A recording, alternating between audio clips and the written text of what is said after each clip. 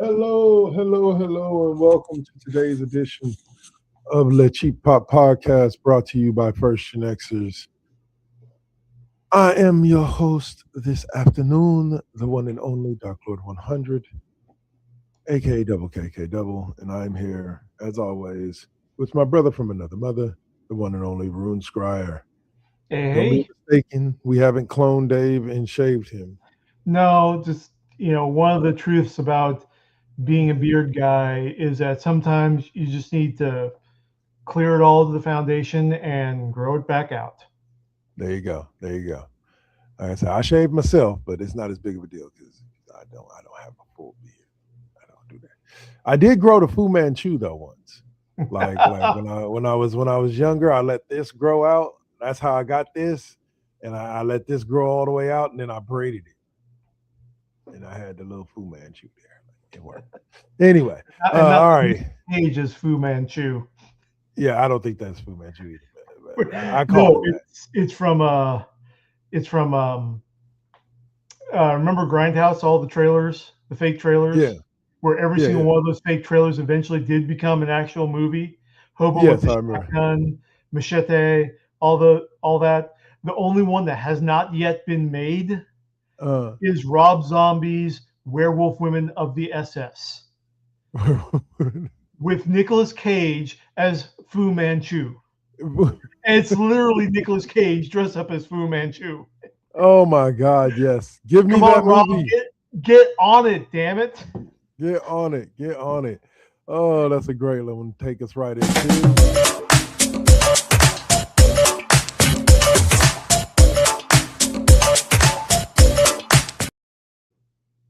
All right, we're with us with hot topics. Unfortunately, we're starting it out on a down note, only to pick it up later.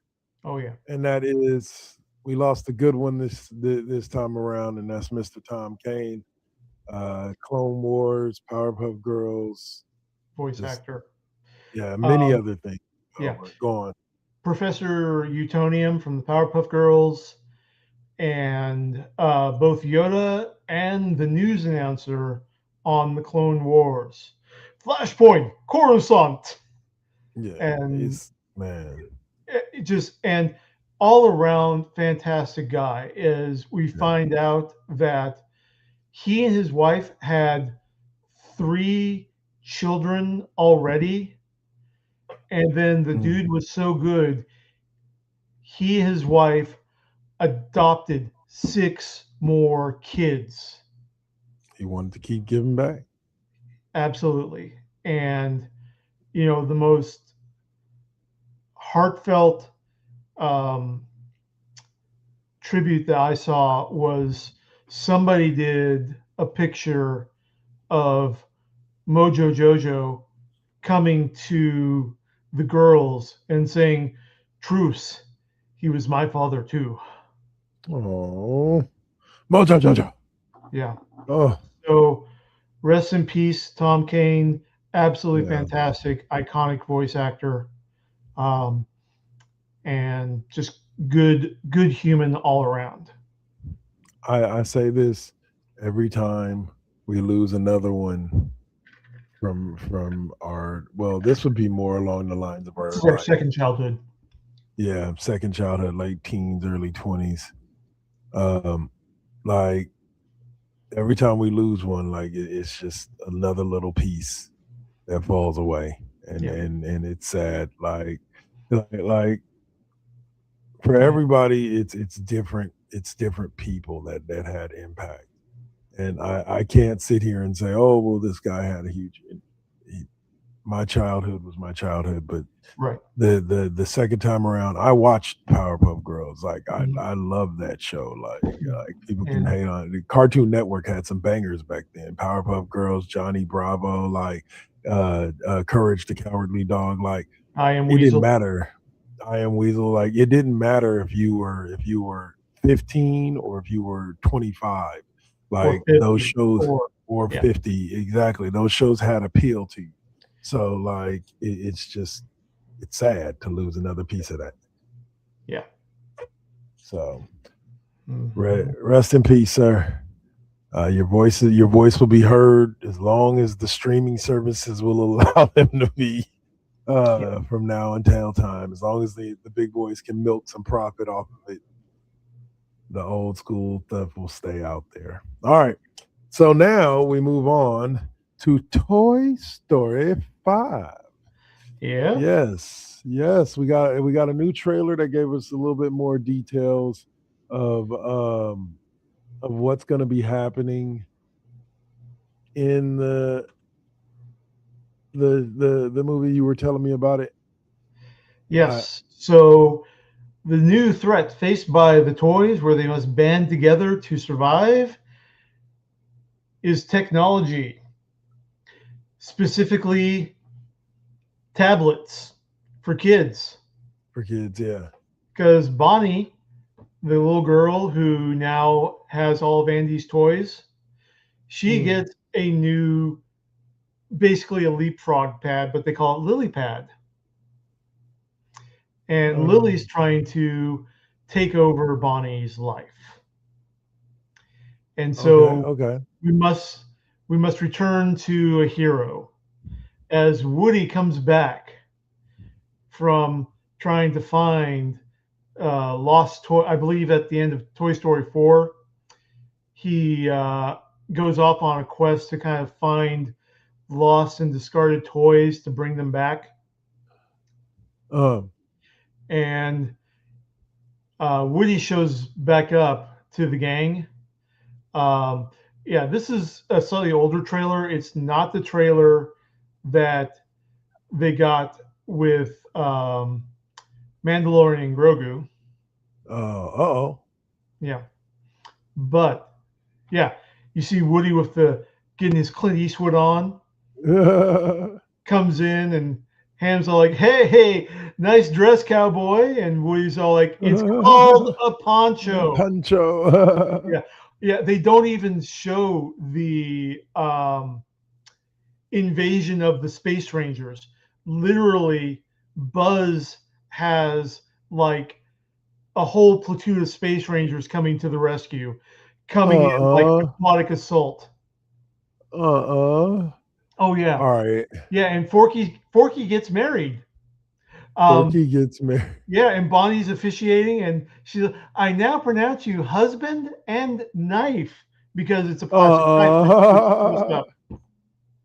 So according to the official what you call it, it says the story, like you said, the story picks up following the events of Toy Story 4. Woody has been living out in the world assisting lost toys, while Sheriff Jesse has taken charge of Bonnie's room alongside her assistant deputy Buzz Lightyear. Yep. Says the status quo is disrupted when Bonnie becomes utterly obsessed with modern electronics and screen time. Yeah. In fact, Bonnie's mom even, there's a quick clip where Bonnie's mom even says, "Okay, that's enough screen time, hon," Yeah. and you can tell that she's starting to get, she wants more and more screen time Yeah. because, and it's that, you know, edutainment factor Yeah. of modern And tech. and here's the thing about it. Here's what's funny. I saw something the other day, and this is kind of veering a little bit off of the Toy Story thing, but into the kind of into a parenting realm kind of, Yeah, is that there is my point is there's exceptions to every rule. And I saw a thing on, of course, Facebook, and the meme said something about for every hour that you allow your child to be on a tablet, you're taking away their creativity, their ability to become artists or musicians or so on and so forth. And I'm like, there has to be there are exceptions to every rule. My yeah, my child being one of them is she spends a lot of time in front of screens and in using tablets. Well, she spends a lot of time in front of ABC Mouse and other learning programs, but she also spent a lot of time in front of screens watching and animated shows, so on and so forth, and tablets as well. and She's there's probably one of the most creative people that I yeah, know in this world, constantly coming up with original characters and stories and backstories. And like, I'm and like, it's ignoring all the world of actual creative apps that you can get on your tablets and smartphones. I mean, mhm, literally, what you used to need like a full recording studio for, you can mix on your smartphone now. yeah, pretty much, yeah. And another thing, like this is how far the creative mind will go. Instead of asking me for something that would allow like to print out like animated drawing that she saw that she wanted to color. Instead of asking me, "Hey, Dad, can we use the printer to print it out?" This little girl took a piece of white paper, put it over the screen, and traced. Yeah, The creative mind will go as far as it needs to yeah, go to get done what it wants to get yeah. done. Creativity gets encouraged from the parents and the authority figures, parents, Yes, teachers, everyone who has authority over the child's life. yes. And, you know, And and like I said, yeah, I don't think, like you said, educational. There's certain apps out there that you can get that encourage a creative mind right. that you can allow your child to sit there and Yeah, play on, and it's fine. Anyway, right. uh, But getting back to Toy Story 5, yes, um, I think that the whole idea of tech versus toys, uh, they're going to find out that it's a false dichotomy because remember, it wasn't all that long ago we had tech and toys living together in harmony and working together. I mean, yes, Skylanders, yes, Disney Infinity, all yeah, these toys that had, Nintendo Amiibo, all these toys that had embedded tech in them that interacted with tablets, consoles, other things, yes, and you can translate and you can still do the creative. Taking your figures um, out to the schoolyard to play with and set up, and then bring them back home and having adventures with them on your PlayStation or yeah, whatever. very true. Yeah, that I would love to see a Resurgence in that, resurgence of that. yeah, It's just the problem was that um, the trend just sort of died out for a lot of different reasons. One of which is that both the toy side was slowly losing ground, and the tech side of it wasn't making as much money as as they the tech wanted to. folks wanted. Yeah. Yeah, I So, see what you're saying. Like, yep. and it's sad, but it's true that in today's society, money drives everything as opposed Yep. to the usefulness or Right. you know stuff like that. But all right, All right. so let's see. What else do we have now? Uh, Not just Pixar, but you had a couple other trailers that you were tossing out there earlier today. Yeah, I was talking to Dark Lord about the trailers that I saw last Yeah. night watching Mandalorian and Grogu, which Mando. the rest of this podcast will be about Mandalorian and Grogu, I assure you. Uh, But we had the trailer for Scary Movie, which not my thing, but is some people's thing. So check it out. It's online. Enjoy. Um, the new Minions movie, yeah. which is called Minions and Monsters, and looks like the setup is that the Minions kind of star as extras in a Hollywood film within the film, and eventually get hired to write a new kaiju film. And they go about trying to summon Cthulhu to be the monster for the kaiju film. Only That's insane. in traditional Minions fashion, they succeed in summoning Little Thulu. Lulu Thulu. Little Thulu. Lil, Little Lil. Yeah. Thulu. So he leads the minions on this trek around the globe where they meet all these monsters, get film clips to put into their kaiju film. And, it's a minions film. It looks cute. Nice. I've In yet to there, be disappointed by one. I'll be honest with you. yeah. Like the entire dating back to the Despicable Me franchise, I've yet Yeah. to be disappointed in anything that the Minions have been a part of. Then the only one that I kind of found that was kind of a downer was apparently Nate Barzengate is doing a remake of Mr. Mom titled The Breadwinner. And it's overly complex in a lot of ways. Like he's got his daughters working on a chore rotation where they can trade chores for special things, and the youngest ends up doing all the work, and she's like, I get a full week of cupcakes. Yeah. Yeah. Yeah. Bottom line, Nate's great. He's fun. He's hilarious in a lot of ways, but he's not Michael Keaton, and Mandy Moore is not Terry Garr.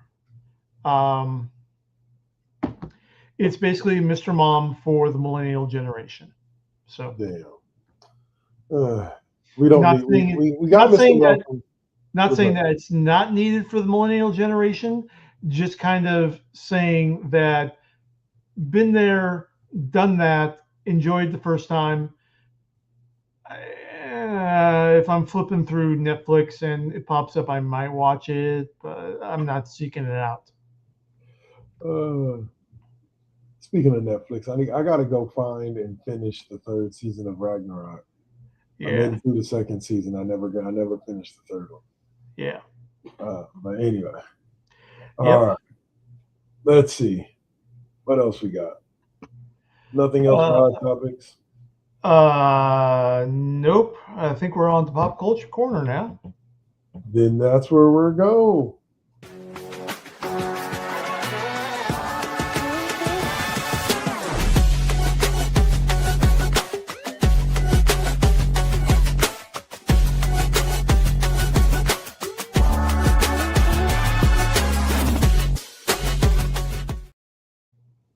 Pop culture corner. Yeah, and before we get in, let's just say hi to Per P Panther 7. Thanks for checking in there.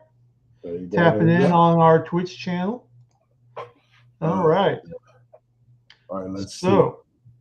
First subject up is about the one and only Arnold Schwarzenegger's long-awaited action fantasy sequel gets a filming date. You know what it is. Yes. It's Conan, yeah. The King Conan is going into production now with Arnold. Now, this has been going on for so long. I really am looking forward to it. My only demand is that we get Vin Diesel and Jason Momoa playing Conan's sons. Family. It's all about the family. It's all about the family. You know those two would be down for it. Oh yeah, Besides they Jason would be. Momoa playing Conan in 2011. Did he play Conan? Oh yeah, he did Yeah. play Conan. Huh? Yeah. But yeah, I mean, you know that they would fit in perfectly as Conan's sons. Yeah, they would. Yep. I know this would be real cliche to say, but I also genuinely think that The Rock and Jason Momoa would make just as good of a combination. Oh, that's the other trailer that I forgot. That was with What's that? Mandalorian and Grogu. Live action Moana. Oh, is it coming now? Yep, next month.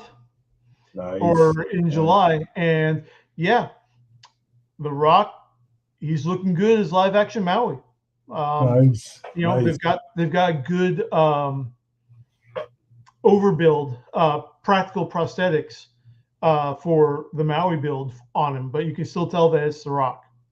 And yeah, here's the only thing I got to say about it. I hope his daughter believes him now when he says he played Maui. Yep. And full credit to The Rock, he can drop that Maui rap at the drop of a hat. Oh yeah. He did it for the animated. Of course he does. Yeah. He has that locked into long-term memory. He goes out in the street. He just lays into it when someone says Maui, and all of a sudden it's just boom. He became the character. That's one thing with Dwayne. He can and will. I haven't checked the cast list for live action Moana, but it looks like they may have gotten some of the older members of the Anoi family in as extras. Nice. That'd be awesome. Yeah. Oh, wait a minute. One piece of news that you did bring up, you put it in the whatchamacallit. We didn't talk about it last week, or did we? The fact that that they actually used Barenthal's daughter. Yes. That just came out. And I know we're past Punisher one last kill, but it just came out that John Barenthal's daughter was playing Lisa Castle. Yep. In that. Making it that much more real for him. That's just absolutely.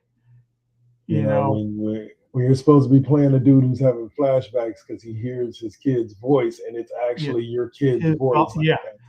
I mean that's on par with Mandy Patinkin in The Princess Bride when he's fighting Count Rugen for the final time and Rugen's bargaining for his life. And Patinkin delivers that, "I want my father back, you son of a bitch." Yeah. How Patinkin was channeling his own father's recent death to cancer. Wow. When he said that. Yeah, that's what right there. That's that method acting. Yeah. Okay. We're not talking like Jared Leto style method acting. No. Luckily for John Bernthal's daughter. Oh man. Sorry, hon. He's got to make the paycheck. I'm talking about thespians. Men. Yeah. Oh, hold up though. Thank you. Yeah. I cannot think of the actor's name. Maybe you can. He played in Romeo and Juliet, the Leonardo DiCaprio version. And he played the black dude who played Mercutio. Yeah. Mercutio. I do not have IMDb up right now, but otherwise I would look it up. I know who you're talking about. But he I saw a meme with him where it's like all the stuff, basically saying all the shit you've been in your career, and you will still be known as the best to ever play this role, like basically ever. And I was like, I can't argue because like to me, like that is one of the strongest performances of Harold that particular. Perrineau. What's his name? Harold Perrineau. Harold Perrineau. Yes, sir. You will be forever now and forever. I've seen you in tons of stuff. Like, don't get me wrong. That's not Yeah. the only He thing. was Link in Matrix. Yeah. He was. He and see, so yeah, like that guy, yeah. Mercutio, like, Yeah. yeah. Mercutio, yeah. And a lot of actors have to struggle with that. I mean, Leonard Nimoy had to just struggle to try to break out of the Spock No. role. Yeah. No, And 100%. eventually, he admitted that he became a lot healthier as a person when he just accepted that he's going to be linked to this role forever. And the fact that he's had such an impact on so many people through that role. Was it Shakespeare? No. Mhm. But it still brought joy, insight, and meaning to millions of people. We didn't know if he was going to be here, but now he's here. He's here. Applause. Ah! Yeah. Whoa! What We the have hell, Dave? We have a saint in the house. One thing, What the guy, dude? Wait a minute. Hold on. you gotta strip it What down to the the hell? No, foundation. yeah. What the hell? Got to do it sometimes. There you go. I was starting to get some build up at the skin level with split ends in the follicles and ingrown. So just got to strip it down, regrow. Yep. Start from the base. Like that old growth forest. Got clear cut. Saint's reaction reminds me of this episode of a show called The Conners. And it's an episode where the dude who plays one of the girl's boyfriends, it's a spinoff of Roseanne, but Darlene's boyfriend, he shaves his face, and they spend like 5 minutes of the show just making fun of him. Like they're like, it looks like a ham with googly eyes on it. Like just like, yeah. Anyway. Yeah. What's up, Saint? Welcome to the show, bro. It's been a while, guys, couple of weeks, but shit happens from time to time. So life is living. Yeah. Well, we are in Pop Culture Corner, and we have a lot more to talk about. We got some Saturday night's main event. Yeah. Yeah. And now let's see. Next up is Fisher Price turns Alien into a nightmare fuel for toddlers with new Little People playset. Yeah, I saw that shit. Now, okay. Now, this isn't an official Fisher Price product. Let's be clear about this. But it's basically Little People collectors. So this is a company that makes Little People figures for adult kids. Okay. Mm-hmm. And they just came out with an Alien set. Yes. Mm-hmm. The original 1970s Alien horror. So you've got Ripley, you got a Xenomorph, you've got a face hugger on Ash, and you've also got a chest burster. Okay, why are we traumatizing the kids? It's not for kids. Come on, man. It's for these same people. They also make a Little People Jurassic Park set. They also make a Little People Big Lebowski set. Oh, okay. Hold on. Wait a minute. Wait. Literally, is this dude right here literally hugging an alien? Like the dude in the white shirt? Is he hugging? No, that's a Cartwright after the chest burster. Yeah. Oh, okay. Yeah. Chest burster just came out, and he is actually hugging the chest burster with a smile on his face because they're little people. They're always happy. Oh my goodness. Yep. Oh my goodness. Available on Amazon. There it is right there. Yep. And scroll down a little bit more, and you'll see other recommended sets. Hold on. Other recommended sets. Yep. Simpsons. Alien. Masters of the Universe, Jurassic Park, Star Trek, Jesus figures. Oh my goodness. Yep. There's more Jurassic Hang on Park. just a moment, folks. All right. Yeah. Okay. So we'll stop sharing there. Boom. All right. Yep. Hey, you said it earlier. It's all about making that buck. Oh yeah. Oh yeah. That's what today's world is about. Is making that dollar bills, y'all. Yep. If And you ain't making the I think dollar bills, you're spending I the mean, dollar bills. it's cool. You know, my alien guy, Greg, you know, he's got a little, I guess she's 2 years old now, 2-year-old daughter. And I was saying, hey, I got a little people set for your kid, your first little people set. And he said, are you kidding? This is for me. Like I love it. Yeah. All Yep. right. So that's enough Fisher Price talk there for a second. We'll bring Saint back to the stage. What's up, sir? All What's right. good? What's good? Hang on a minute. All right. Disney officially confirms a new Gargoyle series, and it's coming this summer. All right. Yeah. And sadly, like 90% of the content on Screen Rant, it's clickbait. Because no, we're not talking about a new season of Gargoyles. We are talking about a new comic book series from Dynamite Entertainment. Really? Yes. Being written by creator Greg Weisman himself. And yeah, this is basically the stuff that he wanted to tell before we got into the whole Quarryman story arc in the cartoon. Right. Yep.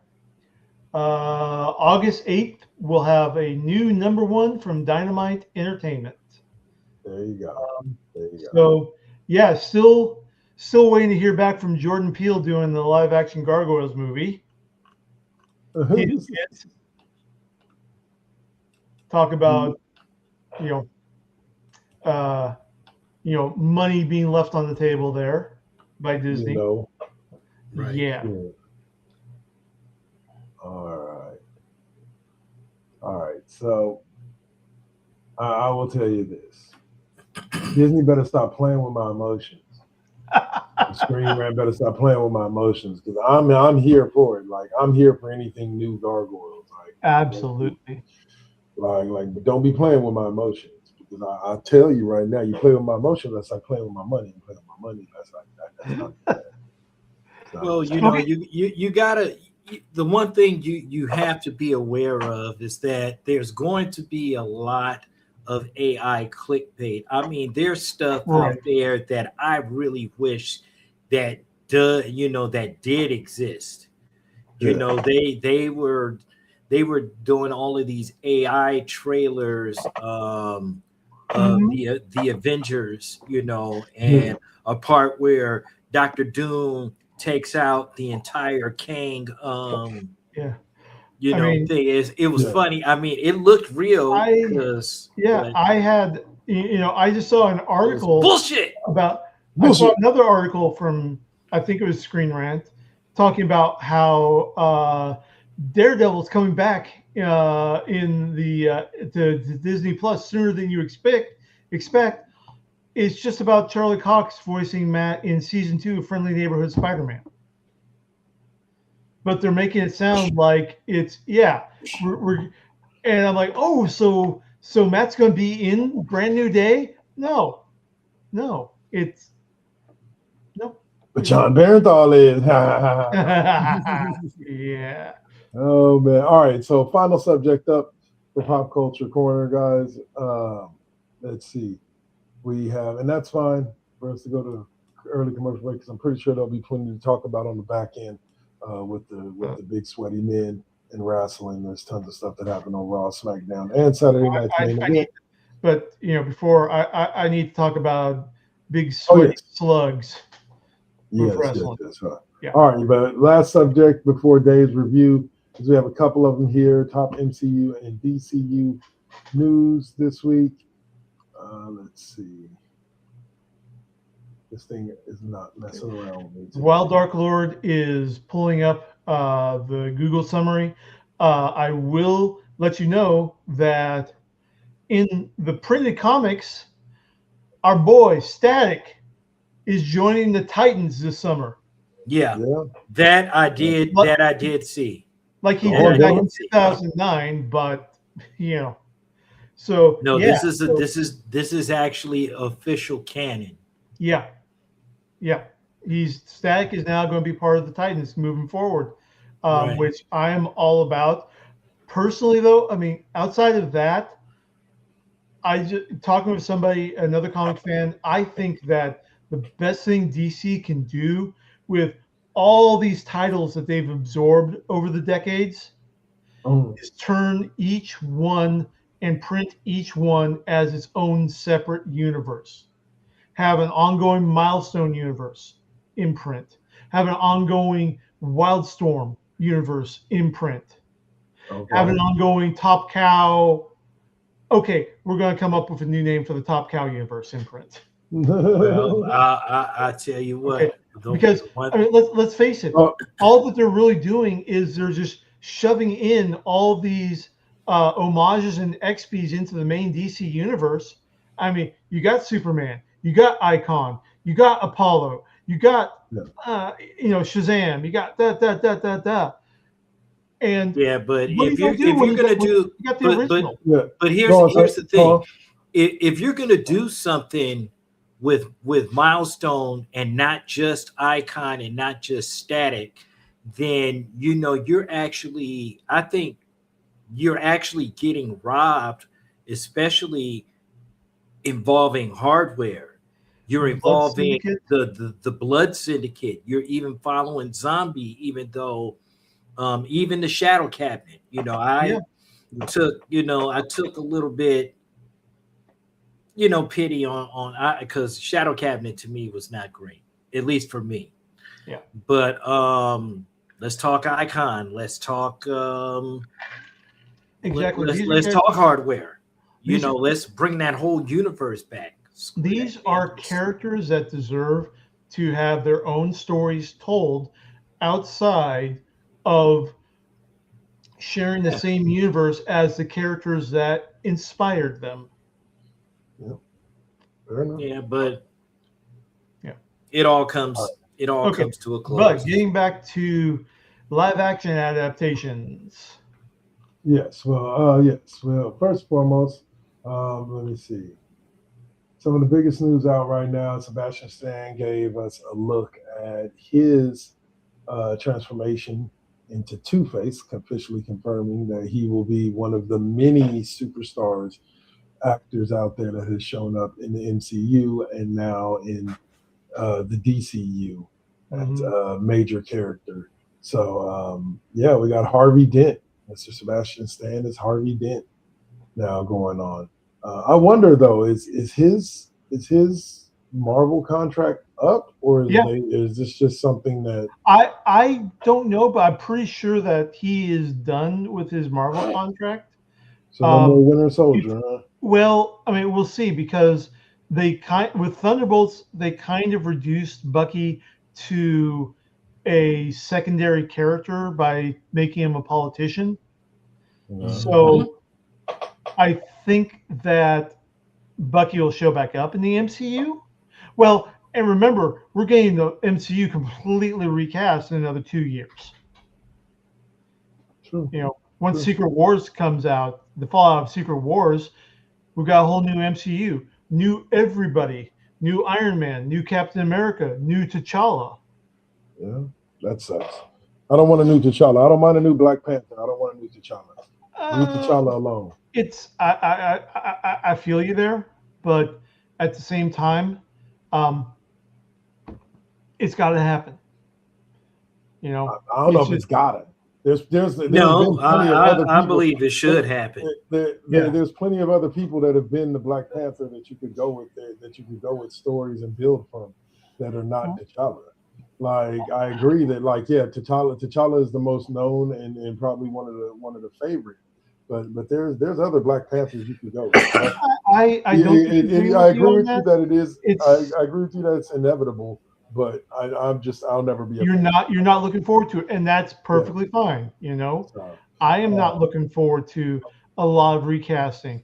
I am not looking forward to Tony Stark getting recast, whoever they find to try to do that. Well, look too at it many this other way, Jim. characters and too many other stories that you can tell. Sorry, Saint, didn't mean to cut you off. There's too many other Well, characters and too many other stories you can tell to have to reuse the same story and recast the characters. Yeah. well, you gotta figure this much. We're coming to the end of this current MCU because you got to remember all of these characters and all of these actors and stuff like that. They're a little older. Okay, you got to take that into account. You know what I'm saying? Because I mean, let's face it. You got Patrick Stewart and Ian McKellen is coming back probably for the final time, Right. to Definitely. bring these characters back. James Marsden in And the Pac with Cyclops. Yeah. So it sucks to phase characters out like that. Sometimes you gotta keep them. You want to keep them because I'm gonna tell you, Robert Downey Jr. will always be Iron Man. Exactly. I don't give 6 fucks who else plays them. That's like Christopher Reeve for me is like Superman. I mean, respect to Henry Cavill, respect to Corn Sweat, but Christopher Reeve is still the primary, the prime Superman of all. It's the same thing. It's the same thing with James Bond. It's the same thing with the Doctor. Yeah. You know, here's what I'll say. Go ahead. It can't last forever as much as we want. Okay, hold on. And I think that's unless it's animated and they can keep doing the voice forever. But hold on, and here's where I think you guys are misunderstanding. What I'm saying is the Marvel comic book universe is too vast to have to recast characters that you have phased out. And instead of building and using the other characters that you have to continue the universe on without those people, I get it. That yes, I agree with you. I know, but Robert Downey Jr. is. Hold on, let me finish. Robert Downey Jr. will always be Tony Stark to me. Like I get you. I agree with that. But when I say they don't need to recast Tony Stark, it's not because Robert Downey Jr. was the perfect Tony Stark. It's because you have characters like Ironheart that already exist. You don't need Iron Man anymore. Right. So why bring back another Tony Stark and have somebody else try to play the character when you don't really need that character to continue telling stories? Because that would be like DC using Superman, but then using his son to continue the DC universe. Okay, no, but why not? Let me put to you another way. Okay, getting real for a second. Okay, getting absolutely 100% real. Okay. Marvel's tried that. They tried that with Captain America, with Sam Wilson. Anthony Mackie did it, knocked it out of the park as Sam and Captain America. Okay, they tried that with Ironheart. Okay, and I see where you're going, Dave. I see where you're going. Toxic fans hated it, shouted,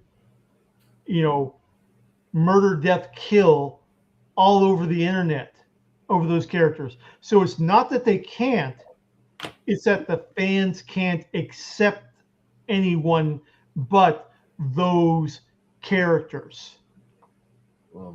They are not open to any other Captain America than Steve Rogers. Well, they're not open to any other Iron Man but Tony Stark. See, I will say this. Hold on. maybe not so much T'Challa. I will say Okay, this. I think, and I'll say this as we wrap this up here. I've always said this. I don't think it's the majority. I think it's the vocal minority.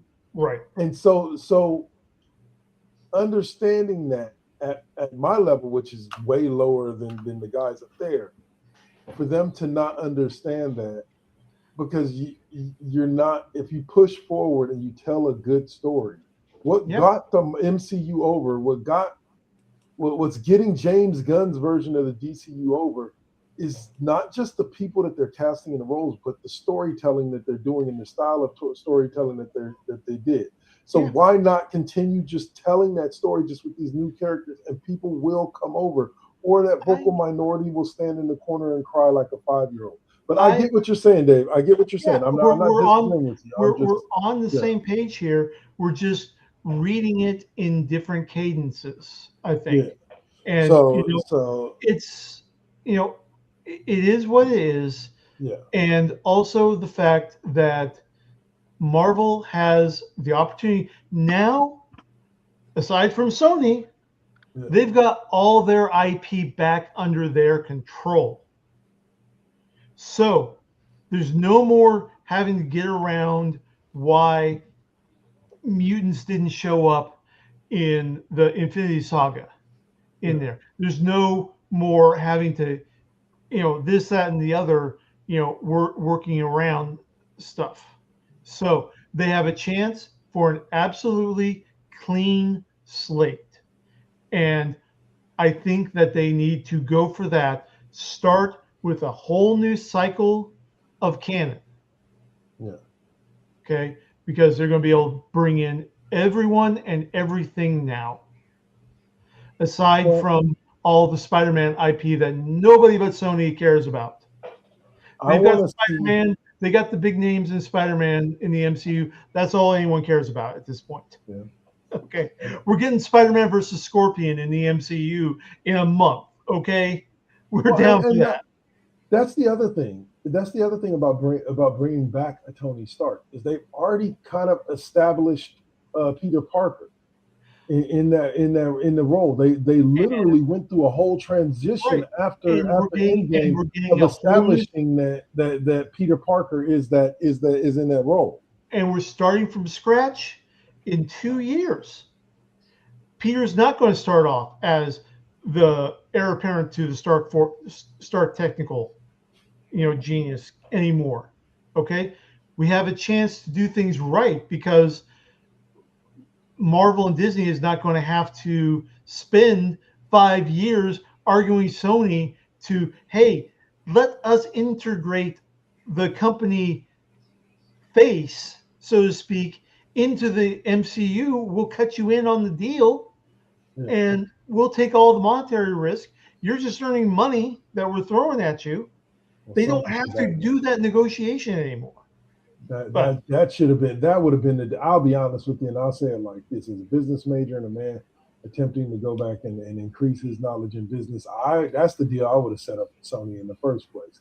Which is what they tried to do with Sony. Just said, nope, we're going alone. We don't need anyone. Nope. We'll take 100% of 25 of 50 million rather than 50% of 2 billion. That makes sense. Like, that would have been the first deal I signed. Like, look, I didn't see what y'all can do with the characters. Here's the whole catalog. Yep. Just write me in like 40% of the profits. Yep. Like 40-50% of the profits.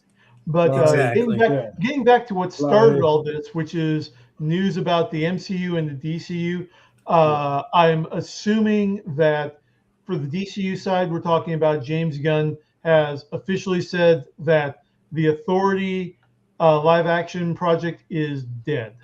It's gone. I did not have that on my thing. Oh, okay. Going ahead, tell us a little bit about that. So it's been delayed. Back when James Gunn took over the DCU a couple of years ago, he announced the whole Gods and Monsters phase for DC Universe, and the Authority was supposed to be one of the main tentpole projects for that. Well, kept getting delayed, and now Gunn has basically said, yeah, it's not going to happen. Okay. Well, you can always hope, and Right. eventually maybe it'll come to fruition. But actually, the Sebastian Stan Batman As Clayface, Batman 2, yeah, is officially gonna. It says it's set for official release on October 1st, 2027. It will begin shooting June of this year. Gentlemen, I would like to ask, are either one of you actually excited for this? After seeing the initial trailer for Clayface and those practical effects, hell to the yeah. Okay. I am all set. What you say? I'm all things the Batman universe. Wait, what? This isn't going to be James Gunn's DCU though. This is the Matt Reeves, the Batman series, a continuation in there, and they're trying to slide that bit into the mainline DC universe. Yeah. I don't know. Again, DC is kind of, Warner Brothers is having their own difficulties just in general right now. Yeah. And they're acting even more like a chicken with its head cut off.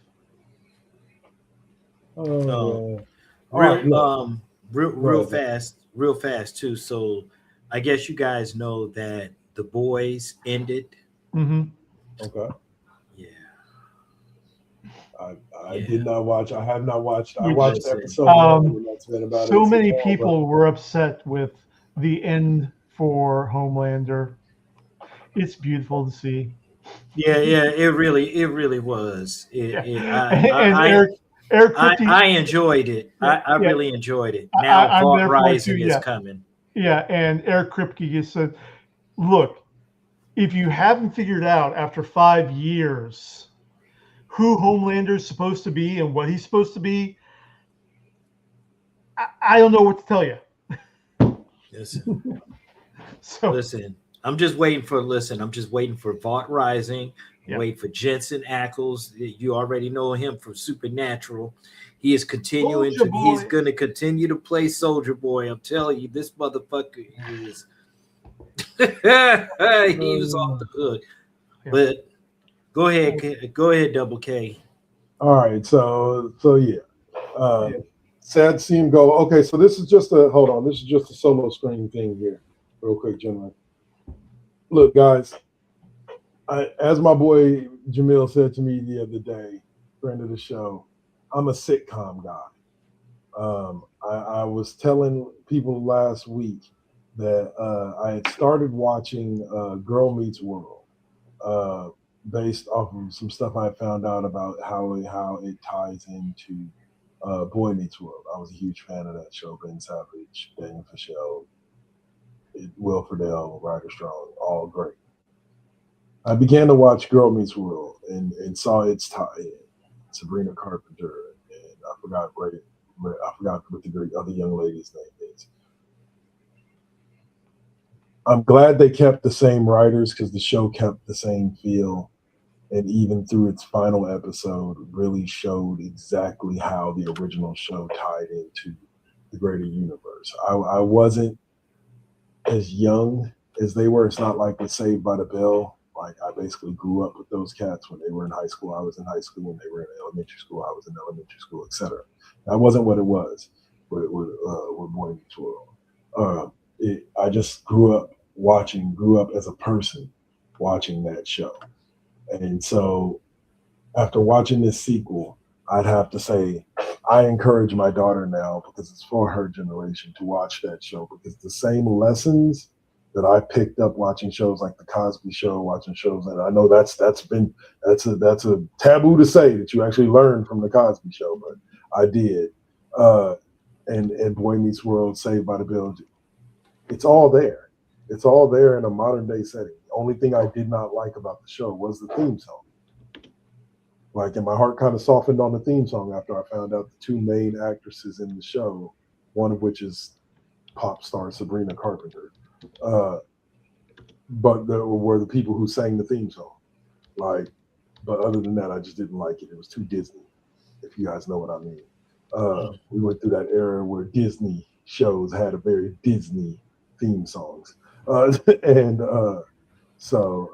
but yeah, so it was a great show. I just wanted to put that out there. Like, if you have a child in between the ages of like 10 and like 15, introduce them to a show like Girl Meets World, and trust me, it'll change their lives. Anyway, I just wanted to put that out Yeah.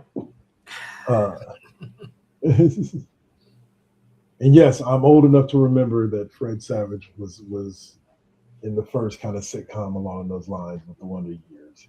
And yes, I like the Wonder Years because the main character's name was Kevin. That was what first hooked me, and they were like, Kevin, huh? Oh, okay. Let me watch this. Yeah. I get to hear my name 500 times. Anyway, so that's gonna take us in the break, y'all. Well, let me just get a quick do the Mandalorian Grogu review. Go for it. I promise I've got a lot of stuff out, but yeah, went to go see it. Bottom line, this is the 4th season of The Mandalorian. What was going to be the 4th season, but compressed into a very tight 2 hours 15 minutes. Everything they're going to do in season 4 is in the film, and it does feel like that, but it's very much in a good way. It's very, very tight.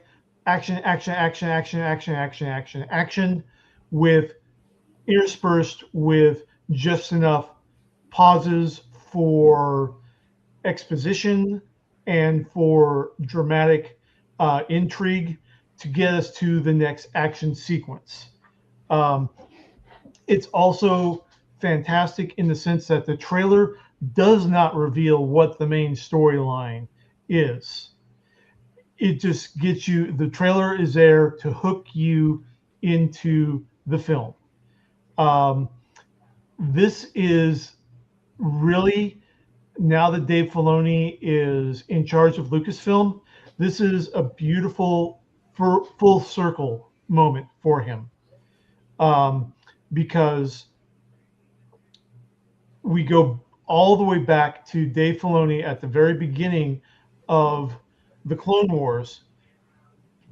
We get a huge parade of classic characters from the Clone Wars animated series, from Rebels, from the various live action shows that he's been in charge of. We've got major bit for Zeb from Star Wars Rebels, the big, huge purple alien, voiced by Stephen Blum. He's got major roles in there. The Filoni era of Star Wars started off with Anakin and Ahsoka rescuing Jabba the Hutt's son, Rhoda. And the movie revolves around where Rhoda does in the intervening time period between the Clone Wars and 5 to 10 years after the fall of the Empire, what's happened with Rhoda and all that. So it's a very great full circle moment. We get characters like the Hutt twins, Jabba's cousins, who tried to go take Jabba's empire back off of Tatooine from Book of Boba Fett before Boba just said, "Get your asses back to Valhalla." And yeah, the twins were so our bad that they gave him a damn Rancor. Okay, we get them. We get deep cuts like Embo, the bounty hunter who has the Kung Lao hat shield throwing object that we see in Clone Wars every so often.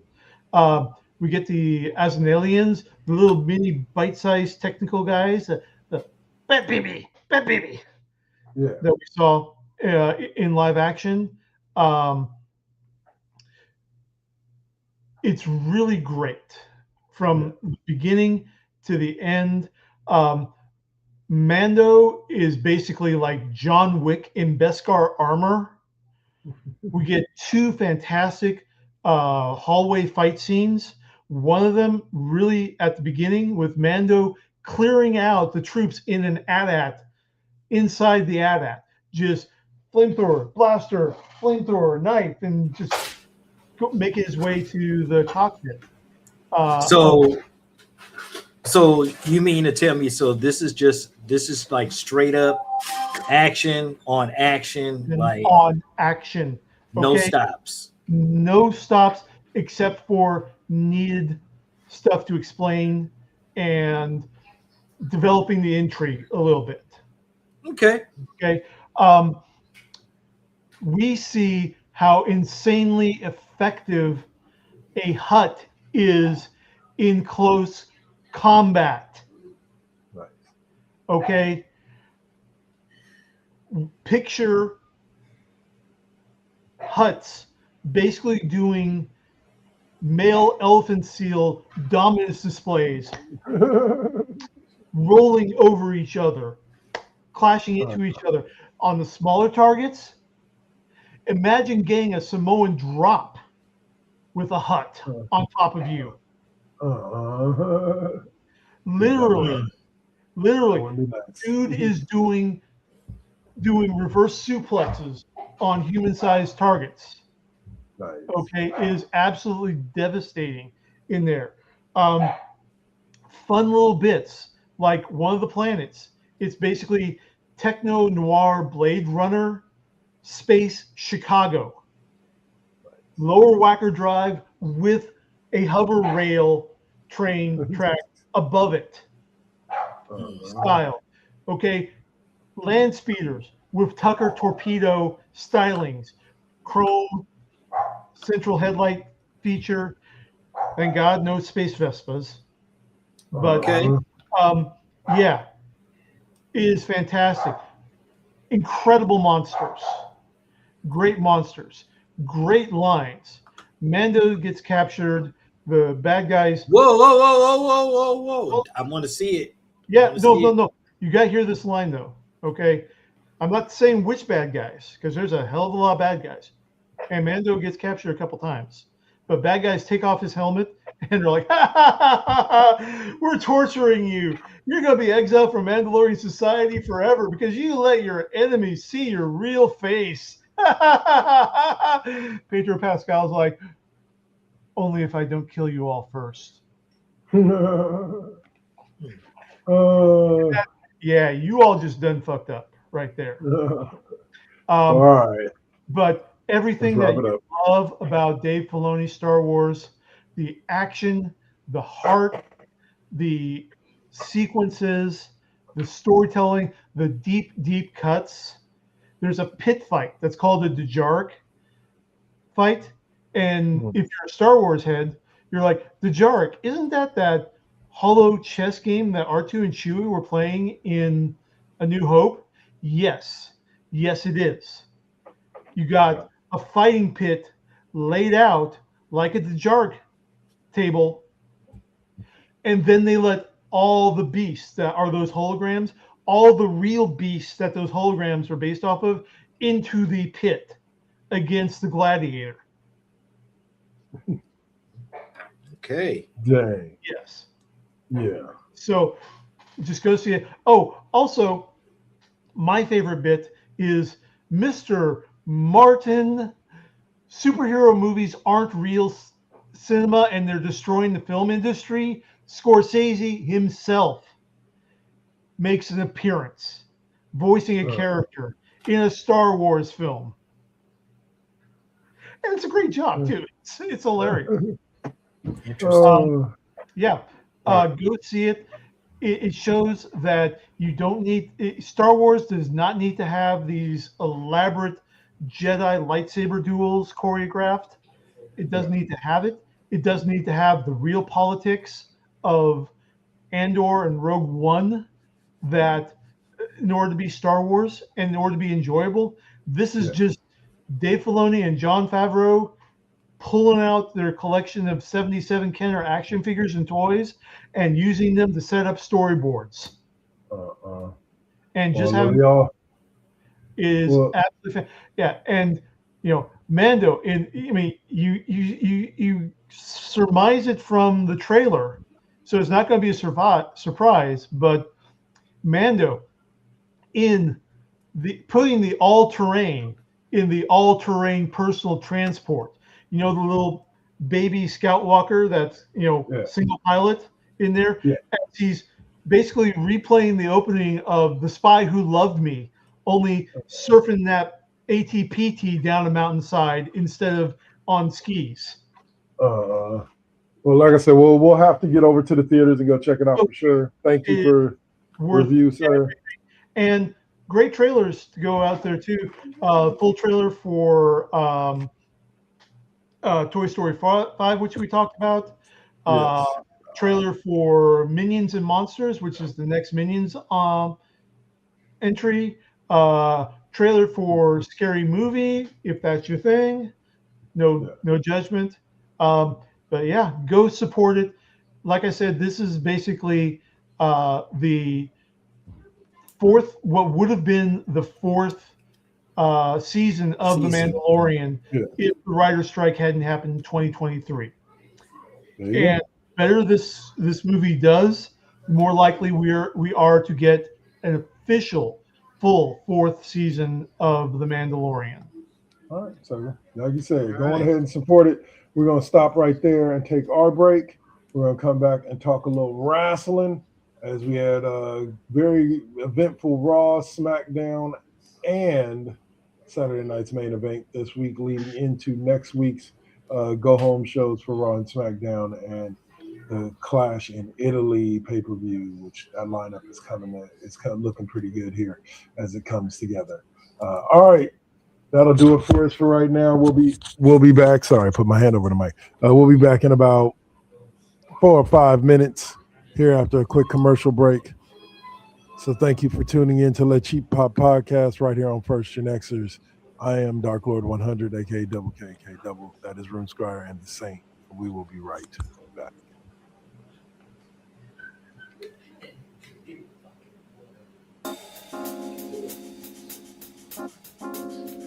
We back at it. Yep, we still doing it. Poetic beat. First GenXers. Gia. Let's get it, y'all. Come on. We back in the building. It's been a long time cooking in the soup kitchen. And I'm chilling with the Saint. Dropping these beats, won't stop, nope, I can't. Let me get up in the lab, turn it up. Game on with the first GenXers. What's up? Let's flip on the Switch or the Xbox and get up in my zone, I'm clowning. Let me clear my throat for a minute. Shout out to my folks while I'm in it. It ain't nothing but love, it's babe business. I really don't know what's so who ain't feeling this. And this is only the beginning. Now versus then, this is something for the chillin'. Poetic got the joints like McDonald's. I'm loving it. It's the first GenXers. We're now rocking with Poetic Beats. This is the first GenXers production. Get your PlayStations out. Get your Xbox out. Get your Switch out. Let's get it in, y'all. Holla back.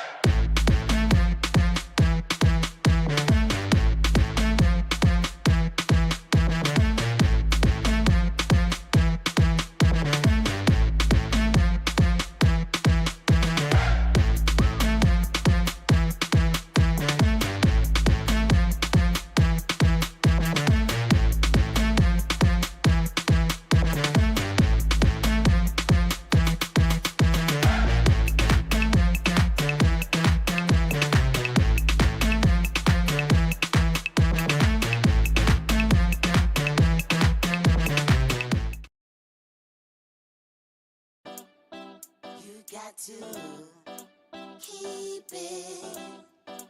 Keep it. You got to keep it lovely. You got to keep it. Keep it. You got to keep it lovely. Success comes right after the struggle. I ain't even giving up on whatever I wanted. The tragedies I've seen, I can't even stomach. Most of y'all weak as shit and would've started running. Every time I make it back to the crib, I'm thankful the Most High let me see all of it. Grateful I'm lovely, and I've been real with this. Please don't judge me. I'ma stay on my shit. I'ma keep a grind mode.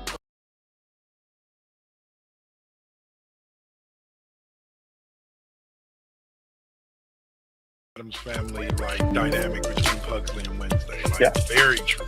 Yeah. Well, I always temper this because I think I did not like the receiving caution tagline. I've also seen what Chase Center looks like when the Valkyries are fucking playing, so fuck all of you. Because Chase Center is packed no matter what's going on.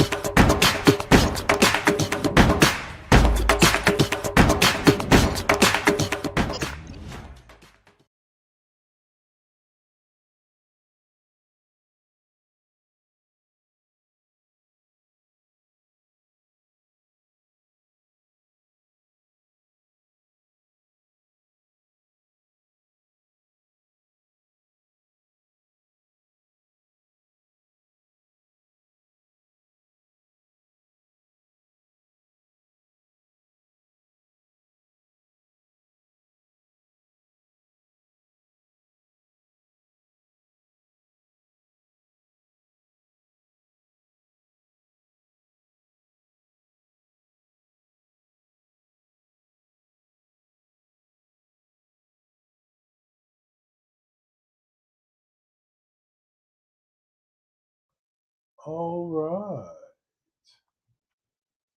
right. And we are back. There we go. All right, there we go. I will wait for RuneScribe to get back as well. Hey, there we go. Okay, so what's going on here? I said we are going to be talking some wrestling. Let's that go. Means we're going to jump right into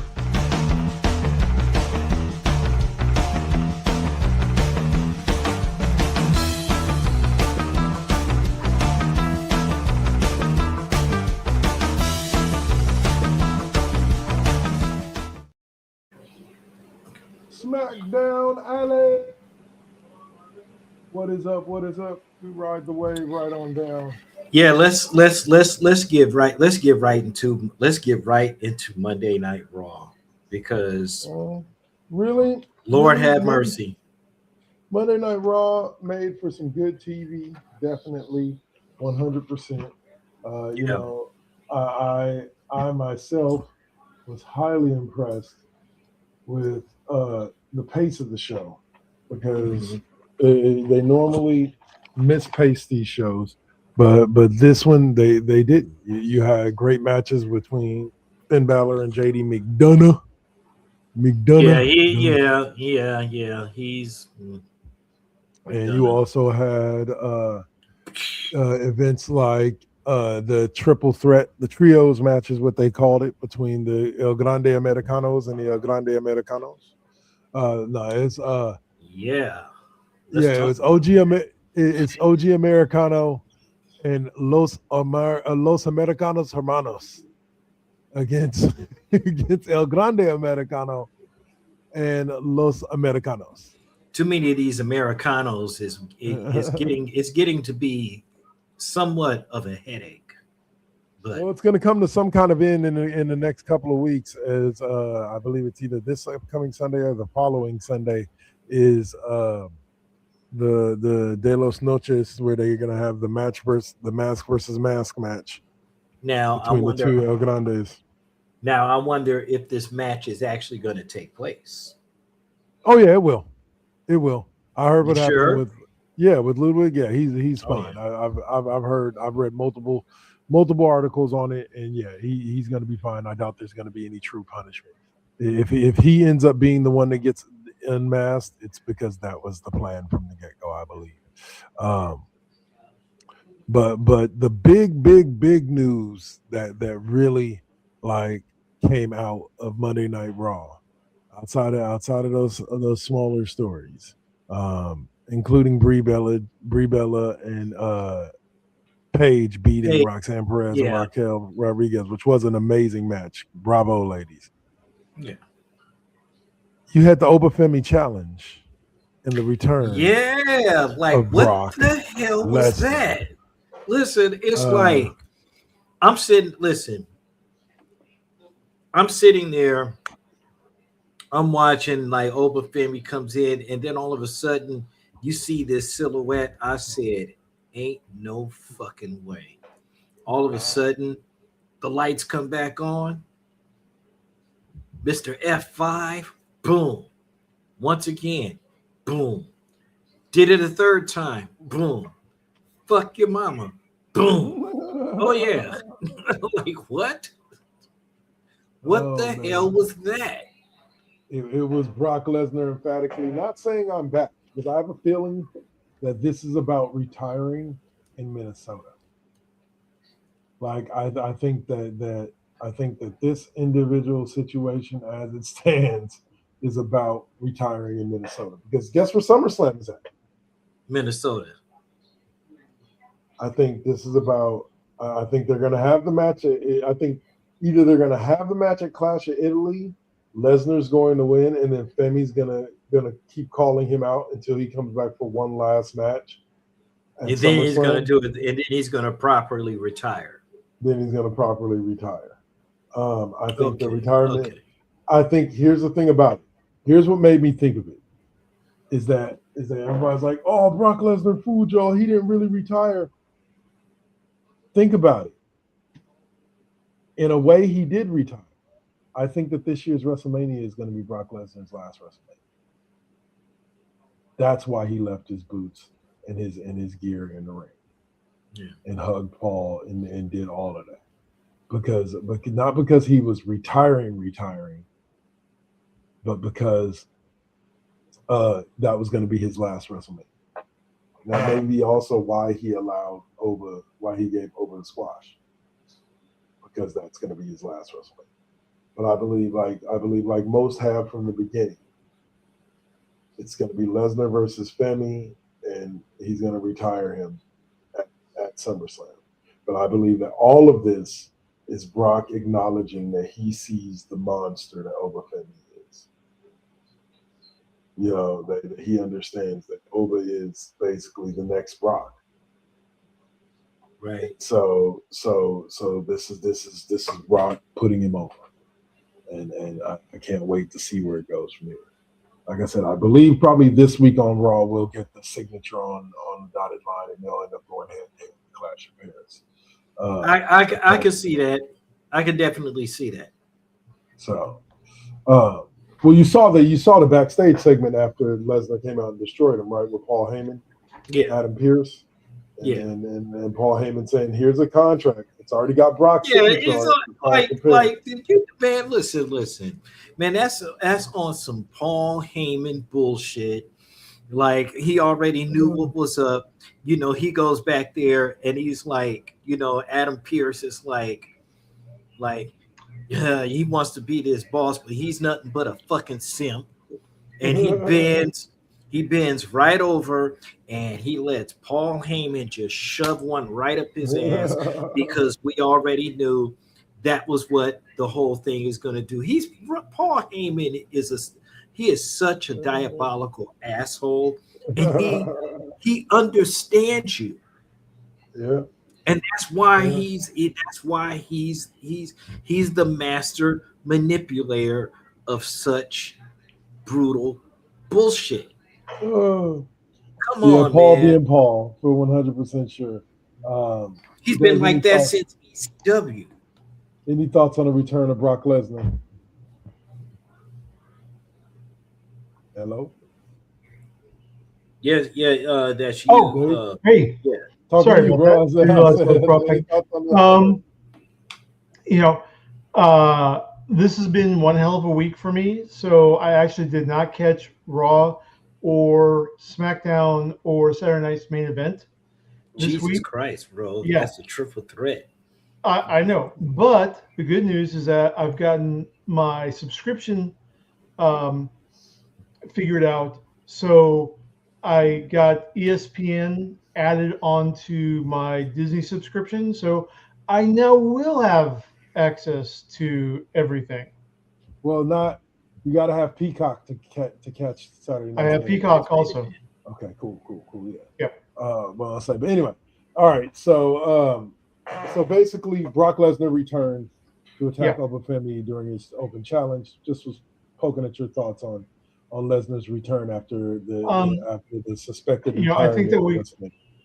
I think that we were all kind of saying that with the match between Lesnar and Femi, where Brock surprised everyone by taking off his boots and gloves. Um, I think because he didn't announce it, it left him open to come in. And I think you're absolutely right that Femi is going to be the one to retire Brock, and it's going to be at one of the huge pay-per-views like SummerSlam coming up. Well, yeah, I brought that up shortly before we brought you back about the fact Yeah, that most I heard people, that. that Lesnar's going to retire at SummerSlam. It's in Minneapolis. It's in hometown. How rare do you get a chance to do that? So, all right. So let's see. Last thing coming out of Raw was the Bloodline storyline with let's see, Jacob Fatu having a back and forth where basically Fatu, after dominating Roman in these segments but losing to him at the PLE, proceeds to be taken down basically by all three of the members of the bloodline. The Usos both got involved, and Roman as well, and they beat Jacob down, hitting him with what, a 1D, a Superman punch, a spear, multiple super kicks, and multiple. Like he was kicking the shit out of him.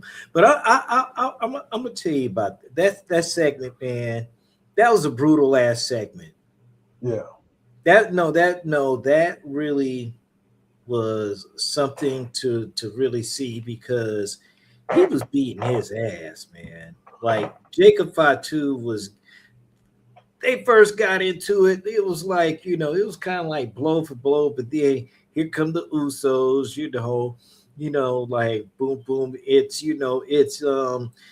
what up, Us to it's like what up, Us, and I didn't even hear yada mean. You know what I'm saying? They Jacob called them out. The Usos come out. Jay's the hothead with the chair, and he goes after him. The Usos proceed to get beaten down by Jacob before Roman comes out, and then all three of them overwhelm him and bug and lay him out at the end of the day. And my favorite scene is Roman Reigns walking back towards the locker room. Adam Pearce comes out, looks at Roman. Roman looks at him and says, I tried to tell him. Ain't nothing I can do for him. He don't get it. And he looks at Adam Pearce, do what you got to do. I don't care. Fire him, whatever. I don't care. And he walks on by, and Adam Pearce is like, all right, well, Jacob Fatu. And then Jacob Fatu grabs a mic and proceeds to scream out, Roman! Yeah.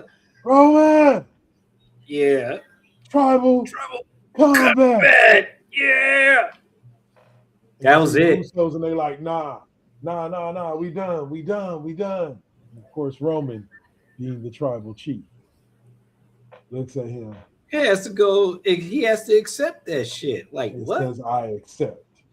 And so now a clash in Italy next Sunday.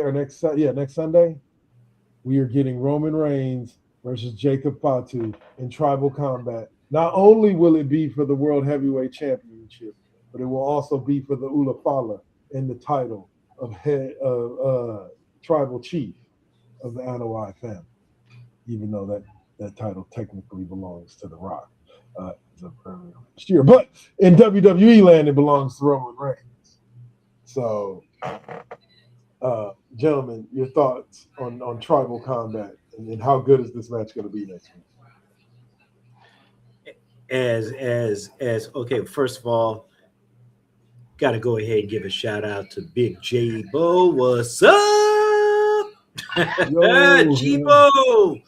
All right, so listen up real quick. Listen, that match is going to be what we used to call JR's slobber knockers. That is going to be every type of weapon you will see. We might even get some fire involved. You never know. But I will tell you this. That's gonna be an ass kicking fiesta, jumping off. I'm sorry, but if the Samoan werewolf was to take that shit, I would, man, bow down, man. Bow down. That's it. You know what I mean? All right. So here we go. So now we skip over to Smack Diggity Down. That had a couple of great moments in it. Jesus H. Christ. What? Oh, she just. Damn, G-Bo. Thank you for the biddies. Damn. Yeah. There's at least 300 in there somewhere, but damn, 300 and something. Hey, listen, we respect it.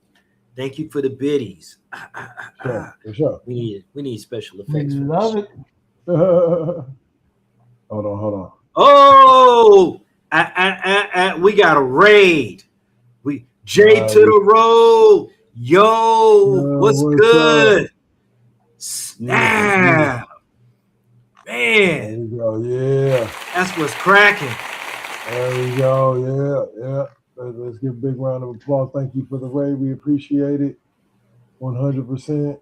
Welcome to First GenXers and the Cheap Pop Podcast. Yes. We're going to be talking a little wrestling here. Continuing to talk a little wrestling, we are talking about SmackDown. The one and only WWE SmackDown happened, where were they last night? I forget. But they were they were in Greensboro, North Carolina. There you go. And we had a couple of key things that took place, but one of the things that I wanted to talk about that really wasn't even on the Google sheet is Trick Williams versus Carmelo Hayes. Been talking about this since before in WrestleMania, that this was a feud that I've wanted to see happen, and now it looks like we're finally going to get it over the U.S. belt, because as of SmackDown, even though Trick got the victory over Carmelo, I think we're going to lead to a full-on feud and a title match at probably SummerSlam. But Saint, your thoughts on Trick Williams and what you call it? Look, Trick Williams whoop that Trick. You know what I'm saying? Like, the only thing, he's great. He's really great. The only thing he needs is to lose Yachty, but you ain't a fan of the Yachty thing either. Man, fuck Lil Yachty, bro. Oh, damn. Fuck that motherfucker, man. Oh man. But yeah, that's like he's about as bad as Lil Red in NXT, as Sexy Red in NXT. Get the fuck out of here, man. Man. Do we still have Travis Scott? Drop kick that motherfucker, huh? Do we still have Travis Scott to deal with?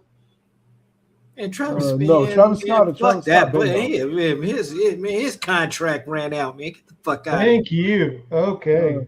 Well, he was only there for the WrestleMania feud, and that was it. Yeah. So. But yeah. So Fire all right. Logan Paul. Fire Logan Paul. I'll say. But appreciate you, Raging Girl Gamer. Appreciate that. Yeah, thank you. We are going to follow you. Okay. There you go. Yeah. Make sure everybody follows everybody up in here, please do. But Yes, please do. yeah. All right. We also had on SmackDown a furthering of the feud between Royce Keys and the MFTs, as Royce Keys came to the aid of Damian Priest as he was receiving a beatdown from Tama and Solo. Right. And Damian Priest, he came to his aid, cleared the ring of all three of them, and then went to go help Damian Priest up, and Damian went to go put him in the south of heaven, and Royce Keys didn't understand it. But it looks like we're about to have a feud between Royce Keys and Damian Priest potentially, as Royce seems to be like turning slowly, especially after the loss in the number one contenders match last week. So, any thoughts on that, Saint? Sir, look,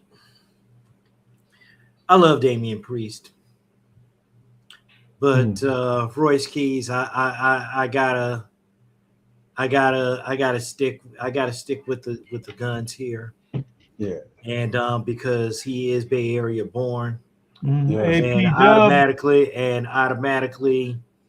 that's my allegiance. But if something happens, if something happens, if something happens, I'm there for it. Oh yeah, Raging Girl Gamer 3. Wow, Raging Girl Gamer. Okay, yeah. We do acknowledge. Yes. Continue on. Anyway, I want to say yes, and so I can't wait to see where they go with this feud. But the top thing that came out of SmackDown for me before we move on to Saturday night's main event is Cody versus Sami Zayn. It was a hell of a match, and then the way it ended blew my mind because Thank you for the follow. Thank you for the follow, Raging Girl Gamer. We appreciate it. I want to say the way it ended with Gunther choking out Cody and Sammy just standing there and watching it happen and then backing out of the ring and letting it happen. Like, what the hell was that? It's the slow turn. It's the slow heel turn. First, you get the fans to turn on him, and the fans basically have. Now he's screaming about the ride or dies, the ones that have been there from day one. Next thing you know, he's going to hate all the fans, and he's going to turn on everybody. And it's watch, Sammy's going to snap soon. I can't wait. He might snap next week. You know, he might snap next week. But the Sami Zayn storyline. Let me talk about this real quick. The Sami Zayn storyline did give me my best moment of the week as far as wrestling, as Sami Zayn has found that Johnny Gargano in his comatose state is his favorite person to vent to, right? So Sammy comes over. He vents to Johnny Gargano about you want to, yeah, exactly. Oh God, you should. I want to hate. But he goes over. He goes over to Johnny Gargano. He vents to Johnny Gargano, and then he walks away. But they keep the camera on Johnny. He lifts up one hand, shakingly, and knocks over the water bottle that's sitting next to him, and then puts his hand back down because Sammy didn't knock it off the thing himself. Oh, it was the greatest scene. It was the greatest scene. So much said with so little movement. Thank you, Johnny Gargano. You're making the best of what has to feel like a horrible gimmick of you just being comatose all the time. Can't wait till they bring back Johnny Wrestling and you get back in the ring and start kicking ass again. But that was just my scene of the week there. So all right, so now we will get into what is the main event of this part of the show, which is the Saturday night's main event. Let's see. WWE Saturday night's main event took place yesterday. It was an amazing show for such a short like lineup. Oh, hold on. I hate his beard. I hate his theme. I hate that he's never beat anyone with the Blue Thunder Bomb. You know what? He has not. I have never seen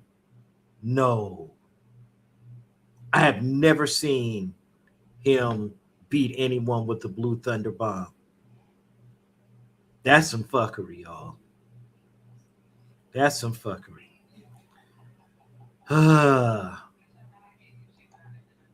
In the meantime, Dave, how the hell are you, man?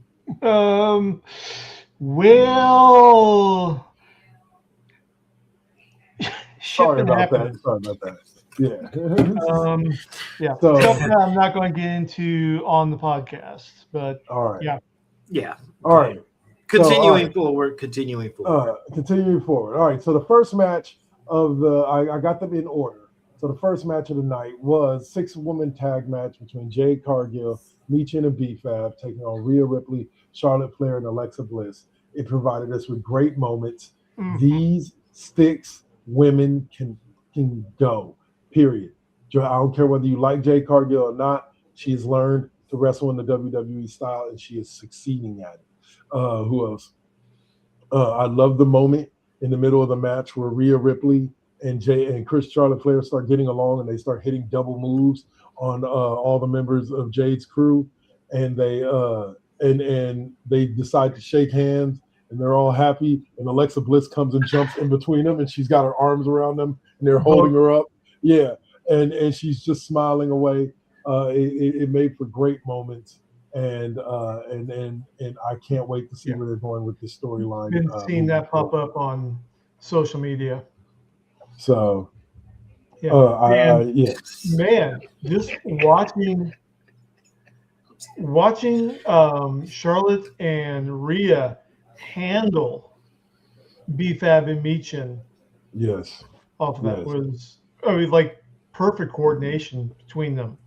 Hold on. I'm sorry. I'm sorry, Dave, but and most importantly, I hate the way his finisher is pronounced. It's not pronounced as hell of a huluva kick. It's supposed to be as a hell of a kick. And that's the end of my Sami Zayn rant. We appreciate you sharing your opinion with us, bro. J to the row. Damn right. All right. Let's say, but yeah. So these 6 young women gave us a hell of a show to start out. Probably about a 20-minute match. At the end of the day, despite the momentum built by Charlotte, Charlexa, and Rhea, Jade Cargill ends up being the one that comes out with the victory, as she ends up. Yeah, that was bullshit. Our newest member of the podcast decided to make that appearance again. I'm not going to say her name again, but yeah. But and she ended up getting the win with the Jaded pinning Rhea Ripley, who she faces next week at Clash in Italy for the WWE Women's Championship. I just say this: it was a hell of a match to open the show. Definitely got the crowd started off hot, and left you in a position where you wanted more. You wanted another great match. And to me, we got one. Some people said that they didn't enjoy it. I did. That was the man, Becky Lynch, taking on Sol Ruca. A lot of people were disappointed with the ending, and I understand why, but I thought the match itself was pretty good. No, it was a good match. It was just that was that major piece of clusterfuck right there. But, So for those of you who don't know, the match ended with Sol Ruca winning by disqualification, surprisingly to the crowd. And the reason why I say surprisingly is because Sol Ruca went for the Soul Crusher against Becky Lynch, and Becky pulled the ref into the way, and she hit the ref with the Soul Crusher, dropping the ref. But the ref was smart enough to realize that Becky pulled her into it and disqualified Becky instead. So Sol Ruca got the victory via disqualification, despite being the one that hit the ref with her finish. Yeah, that was weak sauce, man. Yeah, that really was. But other than that finish, which was a little clunky, I can give it that. The match itself was pretty good. Can't wait to see what they do with Sol Ruca. I believe that she's probably the next to dethrone Becky, because I believe the whole reason why Becky's holding the belt is to put over these younger women and have them a lot of these younger women, like she did with Maxine Dupree and stuff like that, and work. No, it's the Soul Snatch. I think it's the Soul Snatcher. Soul Snatcher. Yeah. Yes. No. It's the Soul Snatcher. Is the one that she hit. That's the one where she does the little flip and hits you with the cutter. Mhm. Yeah, that's a hell of a ride too, man. Yeah, it is. But that match truly delivered as far as I was concerned, despite the clunky finish. But it left the crowd kind of mid because of the clunky finish for the next match, which I thought was really match of the night for the most part. No offense to the main event or the next match that we're going to be talking about, but Ethan Page. Oh, these two boys delivered. Like, go ahead, say. I'll let you kick off. Listen. It was a good match, but I'm gonna tell you the back and forth, going, moving around. You know, Ethan Page was doing some really off the hook shit. Like, I looked at I for a second, I thought he was going to possibly win. Possibly. He could have done it. But now, come on, man. Penta, but yeah. But Penta, man, done. I'm telling you, people can say whatever they want. Here's what WWE has done. And people can love it or hate it. Here's what WWE has done. They've made the Intercontinental title important. They've made the U.S. title important. Those are the belts that are being defended weekly on the show. You see them all the time. They've made the World Heavyweight Championship and the WWE Championship important again. So important that they're only really defended on the weekly shows rarely. They're primarily only defended on the big pay-per-views, and it's not every single pay-per-view.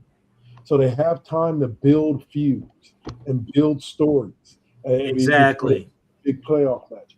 Like I like the way it's set up now. People may not necessarily like the product as much, but I like the way that things are set up now because it feels like it gives belts like the Intercontinental belt more importance. And Penta, the fighting champion, is definitely making that belt feel important. They don't the crowd knows it all. I am here for it. And he's supposedly been defending the belt as well down in AAA from time to time. So we'll see what happens with that. Listen, real quick, I just want to kind of go off the rail. Listen, there is a wrestler in NXT right now, and her name is Lizzie Rain. When I tell you, her finisher move is the I think it's the Thunder Kiss, or the name of the song from Thunder, I think it's the Thunder Kiss or something like that. But listen, she's got a move so dynamic, and I'm gonna tell you, you look out for her. She's gonna be on that. She's on the roster of NXT, but I guarantee you, she's gonna go up in the ranks, man. Oh yeah.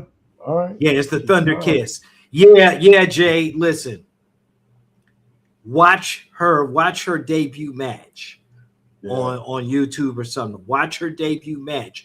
When I tell you, that shit was crazy. And with Jay to the road, yes, I agree with you completely. Ethan Page definitely has the making of a Miz style heel. And he's just better in the ring. Like, no offense to the Miz, because the Miz, if you go from where the Miz was when he first started out to where he is now, he has become a tactician in the ring. But Ethan Page is already kind of where the Miz is at now, but the Miz 20 years ago. And I can definitely see Ethan Page turning into one of the better heels in the league or in the WWE altogether. All right. So I didn't know they were called this until I read this. I hope this is genuinely what they call them because I'm all for it. Scream Mode, the current women's tag team champions, Paige and Brie Bella, took on the Irresistible Forces in what I thought was a really good, just actual wrestling match, especially when you consider the different sizes of the girls, being that Nia Jax and Lash Legend look like they could literally crush. Scream Mode. That's what they call them, Scream Mode. I don't know why. I don't know who came up with it, but I like it. I like GTFOH. I Get ain't feeling the it. fuck out of here. That's about as bad as the irresistible forces. And you know Hey, how much bad I versus hate bad. that one. Bad versus bad. We all That's bad bad until we versus worse, man. That's Oh some man, straight but up bullshit, man. Get the in fuck out of here, bro. in ring, these four Death to ladies delivered. Death to the with- Bellas. That's fucked up. They delivered with with a match that I felt really satisfied my appetite for a decent match out of these four ladies. Can't wait to see where they're going because there's got to be a reason why Bree and Paige are holding on to the belts for so long. I'm thinking maybe SummerSlam would probably be the earliest that they would probably drop the belts, but we shall see. So for those of you who death to the bellas, man, come on, man. Daniel Bryan that's Daniel Bryan's wife, man. If anything, like, nah, I'm messing. I can understand why people don't like him. Anyway, so the last match that took place for the night, I didn't get a chance to watch that till this morning because I was so tired last night. I fell asleep after KB5P or after I did the Retro Saturdays, which loving Final Fantasy 3. Love it. Love it. All right. So, no, not Lesnar's big return. We did that earlier. There we go. The Vision, Austin Theory and Logan Paul retained their tag team championships against the Street Profits, who were up and wanted the smoke, but evidently not the brass knuckles from Logan Paul as he knocked out Montez Ford and allowed Austin Theory to pin him and retain. But remember this. It took 3 dudes to beat the Street Profits. Logan Paul, Austin Theory, and Braun Breaker. Saint, your thoughts on this match? Okay, look. Angelo, I don't know what the fuck is going on with him lately, but I'm going to tell you this. Montez Ford. This motherfucker is flying all over the place. And when I'm telling you he's literally flying, he just ejects like whoosh, over the post and dropping people on their heads. That is wrestling. Yes. But I know, see, and that's the same thing. Jay, you're right on point. The Street Profits breakup is imminent, and I'm curious as to who is going to turn who. I'm going to tell you now, Angelo Hawkins, you're going to end up fucking up somewhere because I'm telling you, Montez is on his game. If you've been actually looking at it over the last couple of weeks, yeah, and I think that I'm going to call, and you know what? I'm going to call that one. I've been calling these last couple of coinky dinks jumping off. So yeah, let's go. I'm ready for it. I think imminent is too strong of a word. I don't think it's going to happen until either you're seeing probably SummerSlam or Survivor Series. I think we're still a few months off from an actual breakup because I genuinely expect them to win the tag team titles back before they officially split. And so I can see I can see that it's going to happen. But I think imminent is a little too strong of a word. I don't think we're there yet. But I definitely think. Yeah, I definitely think we could see it because I definitely, like I said, I think that they're going to win those tag team titles from the Vision before it's a full split. But we'll see. The I've been known to Undertaker. be wrong in the past. Hey, I did hear news just on a quick note. I did hear true. Well, I say but I heard that Teddy Long may be coming back. That Nick Aldis may be gearing up for an in-ring return for a little bit, and Teddy Long may come back to take over SmackDown, and has actually said that he is available to do so. I'm a holler at you, player. Yeah. Holla. But who's he gonna call out now? He can't call out Undertaker. That's true. You gonna go 1 on one with the great one. No, anyway. All right. Obafemi. Obafemi, true. All right, so that'll do it for wrestling talk. And now we can go ahead and jump on over to Tech Tinker's favorite part of the show. And that is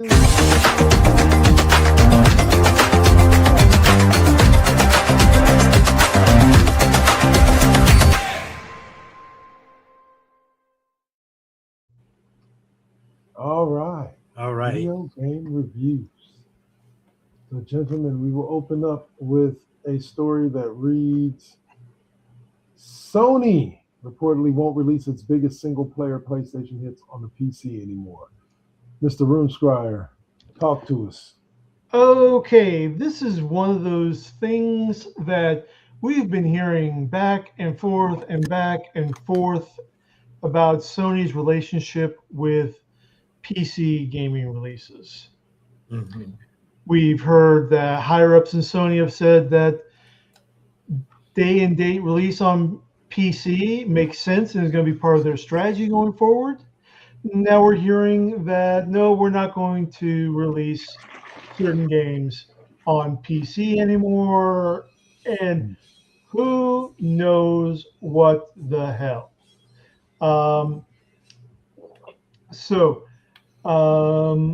The game in question,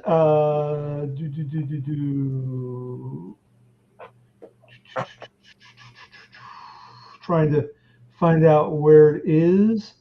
So the person talking from Kotaku says that we will not see coming up the Heretic Prophet. Okay. Coming up, Marvel Wolverine. Nice. Yep. Fairy Games. Okay. And Kenna, Son of Kosamura. Oh, wait a minute. No. Kenna, Sons of Kosamura has already been announced for PC.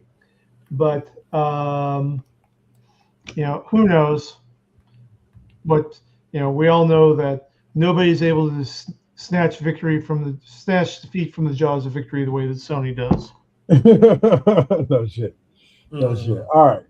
So I'll say it like this. I don't know. Like I say, if a game, I've never understood. I've always make this statement whenever a situation like this come up. I've never understood exclusivity, other than for profit. I just think that every game should come out for every available anything that you can play on PC, Switch, Xbox, PlayStation, anything that's out there that you can play it on. The game should be available. And that's kind of almost the way that it used to be when the Sony and Xbox console wars were heating up. That's because Sony and Microsoft both made their money on the distribution of the tools to make the game. And, back in the day, they used to charge, okay, you got a game, you're a game publisher, you want to make a game for our station, for our console, be it Xbox or PlayStation. How many discs are you planning on printing? Okay, that's good. All right, so the charge for using our tools to print to disk, to develop the game and then burn it to disk, is $20 a copy. Upfront, please. And then we'll unlock your Sony or Xbox toolkit. That's insane. Like, okay. and here's the thing about it. That's how they were making the money at start. So when you're talking about, like, say, like Halo, which was Xbox exclusive because it was basically an Xbox studio, okay. But when you're getting into the other developers that weren't totally allied with Sony or totally allied with Xbox, the up and coming AAA developers, and they'd have to make a decision. Okay, I can't afford to create 1 million disc, put 1 million discs on the market for Xbox and another million discs on the market for PlayStation. We don't have that kind of funding. Yeah. So they had to choose. Now, with digital distribution being the main distribution system, they don't have that anymore. You can't say, well, how many digital copies are you planning on selling? Right. No, whatever. How many people download my stupid ass game? No. Right, But exactly. no. So the consoles themselves have gone from being a loss leader where Sony and Microsoft were losing maybe about $50 per console sold, Yeah. but they're making it up with all the games that are exclusive or the licensing fees from people that are wanting to do both and have the funds to do both. Here's how you can continue to make money, but get rid of all that bullshit. First of all, get rid of all that bullshit. Okay, like you just got to start there. Okay. So step one, get rid of all that bullshit. Step two, right. Step three, yes. profit. But step two would be to go back to a model that's similar to. Do you guys remember when Soul Edge or Soul Calibur came out for all the systems? And the main difference between the three games, if you bought it for the PlayStation, if you bought it for Xbox, you bought it for the Switch, was it the Switch or the Wii? Yeah, is you got licensed characters. You got specific characters that were specific to that system. The game was the base game was the same amongst all three of the systems. It's just the characters that you can unlock and the characters that you can. Absolutely agree with you on that. I go. That would be better than exclusivity of saying this game only comes out for this system. No, this game comes out for every system. But if you want these characters, you have to buy the copy for this system. Right. If you want these characters, you have to buy the copy for this system. Yes, of course. Yes, you're going to have households that own all three systems and end up buying 3 copies of the same game. Sorry, like that's just how it is, you know. Right. And so I think that would be better than the way that they're doing things. But but that would be part 2 because I think you could make a lot of money if you did that. You could, but the problem is that then you get into ROM emulations, which are a growing concern for the video game market. Half of it, I'm hearing about like new Pokemon games every single month. They're all fan-made ROM emulations. They're not by Nintendo or Game Freak, but they're still going out onto the interwebs. Right. So it's there's pros and cons, and there's more nuance to it. Unfortunately, big businesses are penny wise and pound foolish. They're worried about the little small stuff that they can lose rather than the excess profit that they can make that overcomes the little small stuff. Well, like I always use a prime example of this when I talk about what could be when it comes to video games. I know we're all old enough to remember, and some of our viewers may be old enough to remember the year that NFL 2K challenged Madden so hardcore. 2006. That both Madden and 2K both were released at the $20 price point because they were trying to outsell each other. So instead of both of them upping the price, knowing that the demand was going to go up for these games, because 2K had just jumped onto the scene with 2K5, and my God, that game is still one of the most realistic NFL games that exists to this day. They just and so they decided to release it at the $20 price point. And I want to say both Madden and NFL 2K did like record sales that year. Not that particular year. What's up?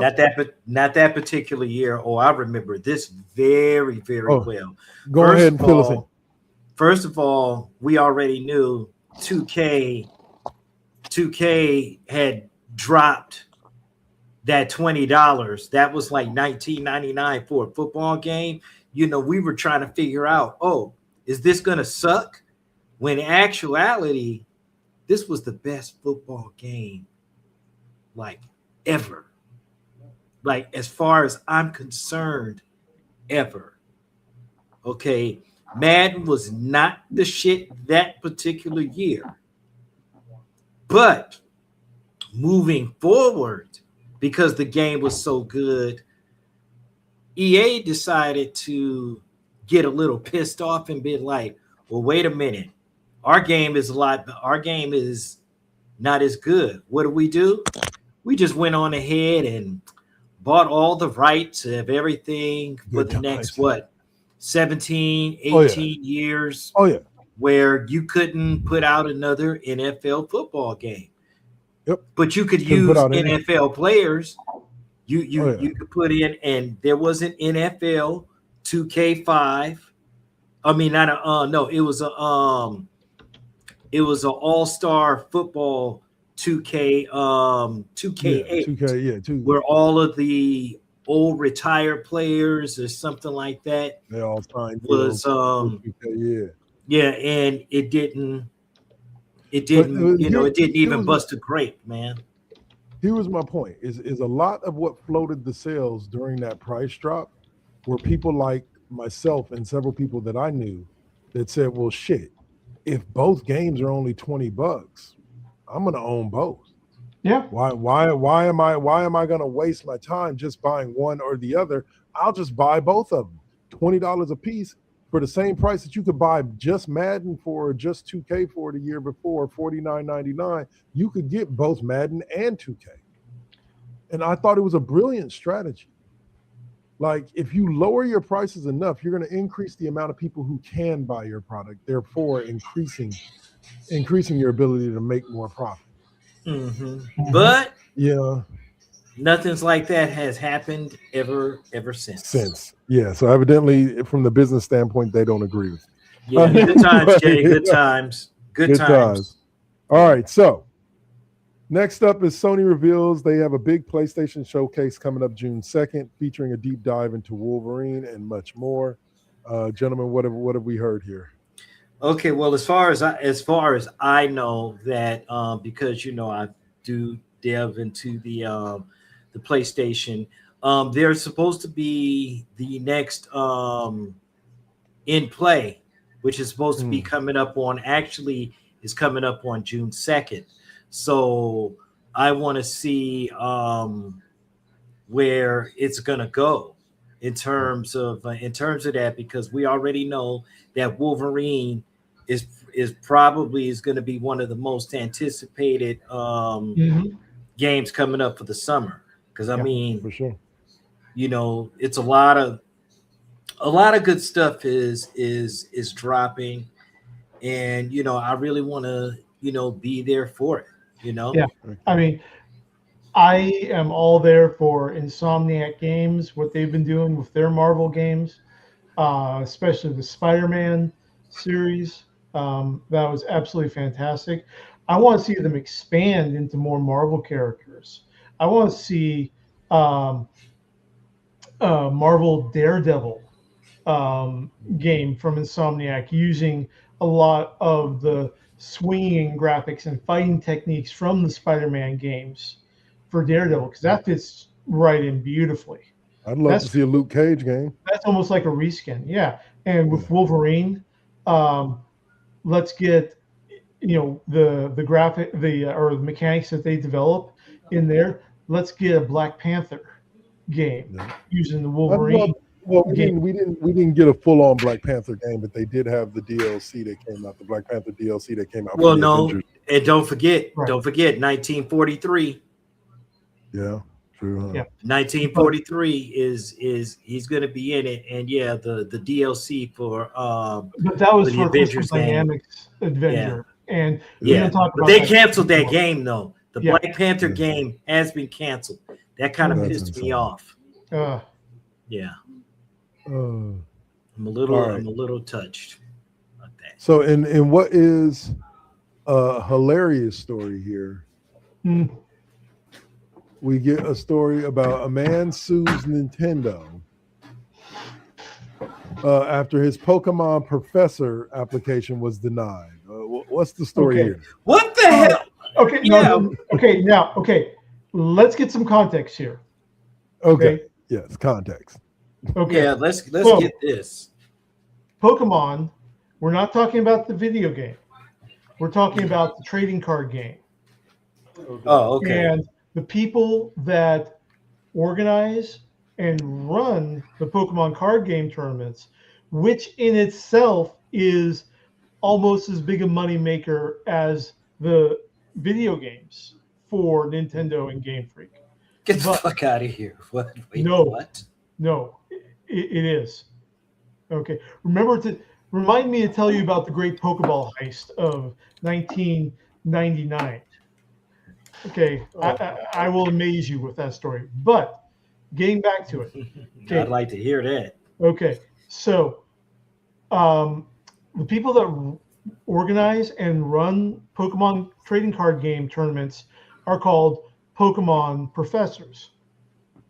So Nintendo doesn't just allow any schlub to come off of the street, go into a game store and say, I'm a Pokemon professor, because it has to have the official Nintendo seal of quality, you know. Right. Okay, so if you want to run trading card games at your Pokemon trading card games at your favorite local game store, you have to apply to Nintendo. Oh, heck no. Okay, where you are tested on your knowledge of the card game, Pokemon in general, and the background check. Again, Sorry. Again, they don't want people just walking off the street running games that are, tournaments that, younger people are involved in, along with older people. Oh my goodness. So, I'm sorry. I'm sorry. Jay, you are out of pocket, bro. what Jay say? does Jay say? Oh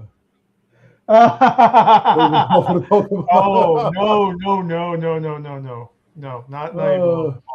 But so this dude in Iowa, 34 years old, wanted to be a Pokemon professor to run Pokemon trading card game tournaments because you get special benefits, discounts, etc., on that. You get free swag to hand out at the tournaments also. Ooh. Yeah. Now, he said that he got a perfect score on the test. Okay. But then Nintendo ran the background check. They didn't find what we're all thinking, but they did find some criminal misdemeanors. Oh, okay. So yeah. So look, So bro, that's why they said, they sent him a nice little form letter that said, while you did excellent on the test, our background check of you came up with some questionable results, and so we must deny your application to be a Pokemon professor. So, dude, and first of all, he says that he got a perfect score. okay. When the form letter said that he got an 80%. But course he's it's gonna Iowa, so out there, Of course he did. out there, 80% equals an A+, I guess. I guess. But he said, according to the article, he's seeking $341,000 in damages for lost potential merchandise, earnings potential, reputational damage. Look, he's man. He's Look, just man. fucked, bro. Yeah. Look, man. If I could sue every employer that denied me for a job for lost wages, like I wouldn't need to work, bro. Let it go. Let it go. Yep. And this guy is going after Nintendo. The Good luck only- with that, buddy. Good Yeah. luck. The only way to elevate this Rest well, would be Dave. Rest is well. if he went after Disney. Yeah, that would. Yeah, Okay. he's already gonna lose it because Nintendo has enough lawyers. But anyway, Jay, Yeah. Stop the says he's crack. out. Yeah. So have a good night, man. Thanks for tapping in. Thanks for giving us a lot of great stuff in the comments. We appreciate you. We're about to wrap it up here soon ourselves. All right, so last story is let's do this, Dave. Your solid state drive could be damaged by playing Valorant, but only if you are cheating. Okay. How are they damaging people's how are they damaging people's SSDs? Okay, again, and it's not the SSD. Yeah. But again, slightly convoluted, and we need context. Okay. Valorant is a first-person shooter competition game from Riot Games, makers of League of Legends. It's basically their sort of FPS League of Legends for esports. Gotcha. Okay. So they have I think everyone would agree that they have a vested interest in ensuring an even, unmodified playing field for all contestants. So I wish Madden had as much invested interest in that. Anyway. They have invested heavily in anti-cheat software, where it goes down to what's called the kernel level, where the anti-cheat software that Riot uses will examine what background programs are running on your computer. Not just Valorant itself, but they've got a Chrome tab open, they've got this open, they got that open, these are all the processes open. Oh, here's the process that is the cheat software. It's a pass-through wall cheat, or it's an auto-aim cheat, all that. Okay, so again, the cheaters, because they're cheaters, have to be one step ahead. Yeah. So now what they've done is they have invested in a second computer to run the auto cheat software in conjunction with the first. Oh my goodness. They're playing. Yeah. Do we really need to cheat that bad? Yes. Is it really? So because that's with these new school, listen, it's booty pop, okay? That's all it is. It's booty pop. So, booty pop. Yeah. So trademarked by Roxy Hart. It's booty pop. Because I'm gonna tell you. Not booty-os. Cheat. Listen, I hate cheating. Listen. Okay, now, but nobody. To make the long story even longer, there's a specific piece of hardware that is used to run your cheat computer in conjunction with your game computer to pass on the benefits of the cheat. Right.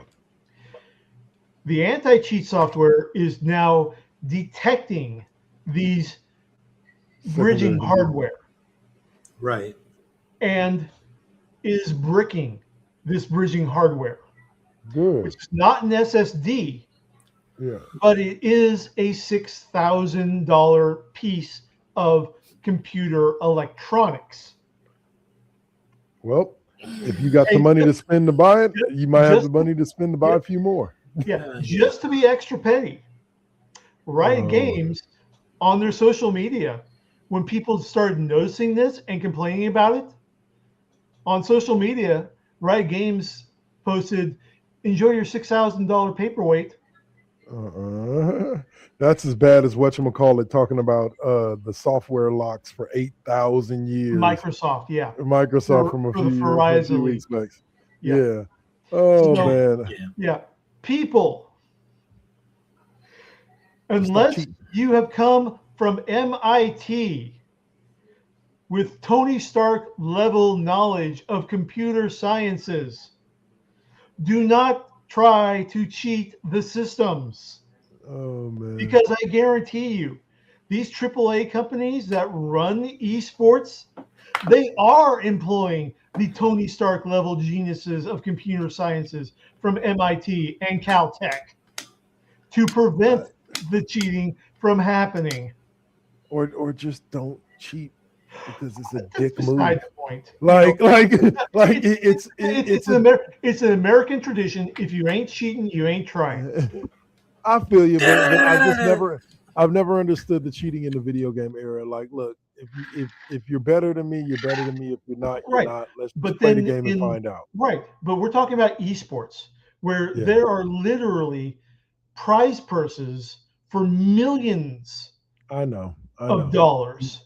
Madden and NBA 2K, both the winners of those tournaments, yearly tournaments, normally Plus, walk away with like you know, million plus. merchandising deals, Yeah. licensing deals. So, Yeah. all right. It's not just pop in the cartridge on Nintendo and grab another controller and we'll see who's better. No, But there's still, serious financial stuff at stake. So yeah, but just go get better then. Just go get better. I know. Anyway. I'm not arguing, but Yeah, I know.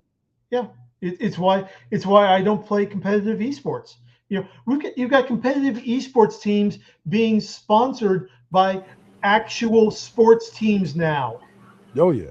Golden Almost State every Warriors sports got team. their own esports team. Oh, that they sponsor, that's common amongst. that they pay for training, they pay for camps, they pay for uniforms, they pay for hardware, they pay for it's. Yeah. That's where we're at, man. It's a money it's maker. It's Gary Larson's Far Side. Nintendo Game Player wanted. $600,000 a year starting salary. Let's not act like this just started now, because like I said, I remember back in the day when I was telling my daughter, because I was showing her, I'm trying to remember the name of the movie with Fred Savage, The Whiz Kid or The Wizard. I was showing her that, and I was telling her that tournament actually existed, where Nintendo went around to all the major cities, and you could go and you could play. It was a quick run that they had of, I think it was like Super Mario Brothers. There were some things you had to do in Legend of Zelda, and then it was an Excite Bike portion of it too. And you would go and you would play it, and you had to score the highest. You got points for doing specific things. You would have to score the highest, and the person that won that overall tournament won like $150,000 at that point, which was huge. Hands up if you're old enough to remember the Sword Quest games on Atari 2600. Complete all 4 games, and you win a lot of great prizes. Yep. And so check out the Wikipedia for the value of the prizes that they handed out back in like 1970 something, 80 something, and they are actually worth quite a bit. Millions probably. Yeah. All right. So we're gonna finish up our video game talk there and slide on into, we're gonna hop on that subway chain.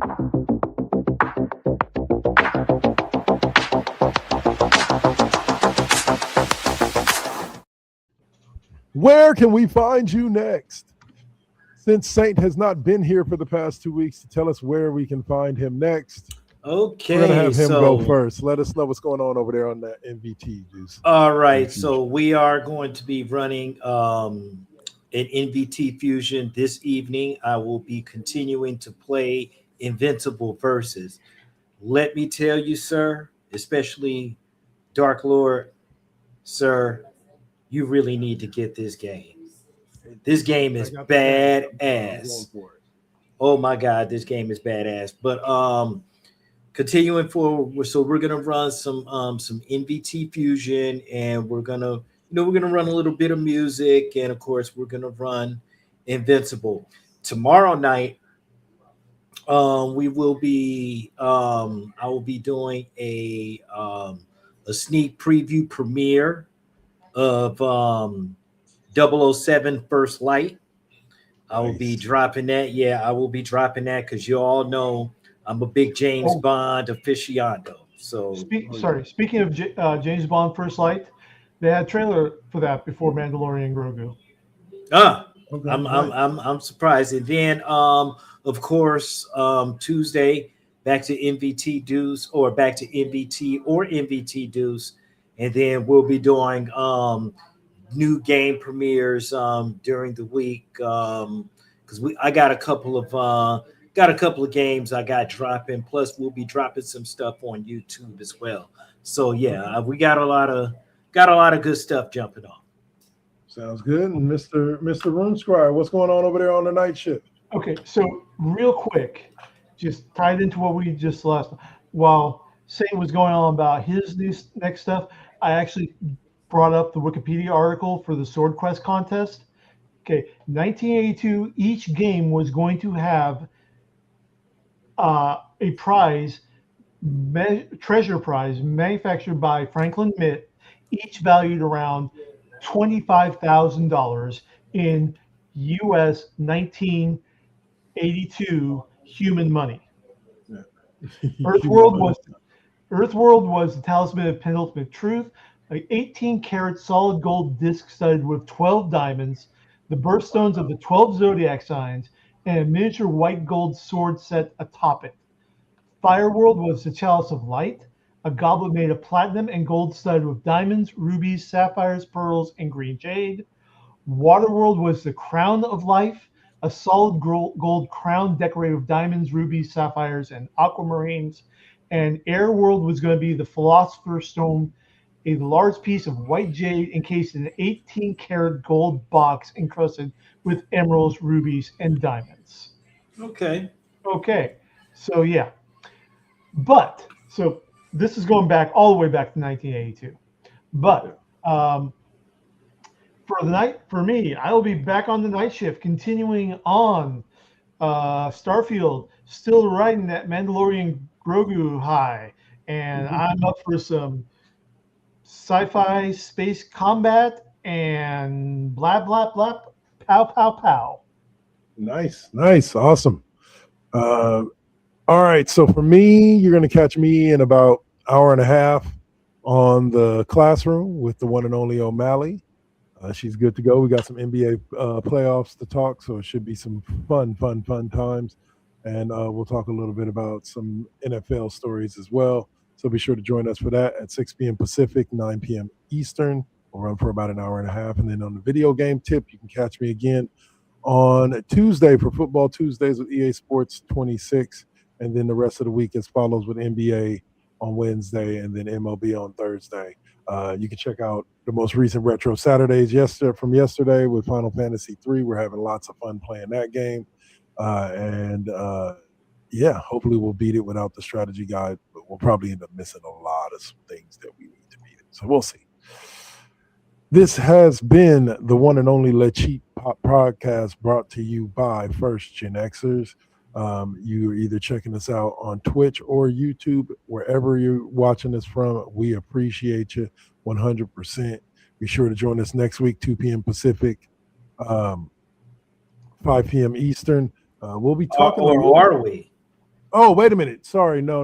We won't. Yeah. Well, no, not because of the WWE thing.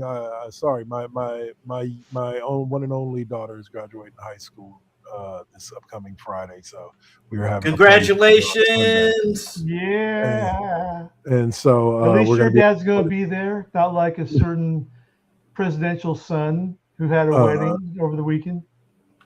So yes, her dad will be there, and I will also be at her graduation party. So we'll be doing that thing next Sunday afternoon. So there will be no Classroom, and there will be no Cheap Pop next week, guys. All right. But other than that, and also there's Clash in Italy to watch as well next Sunday. So it's going to be a fun one. But so there will be no Classroom next week. So that means. Yep. I'll say yes, he'll be going on earlier.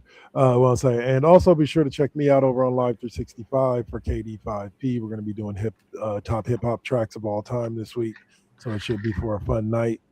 As always, we'll kick off with the K Double Mega Mix. And other than that, y'all, we'll see y'all next week. Any last words for him, gentlemen? We out of here. Yep. Get ready to go ahead and get a raid. Raging Girl Gamer. Let's go. Peace. Yeah. Peace.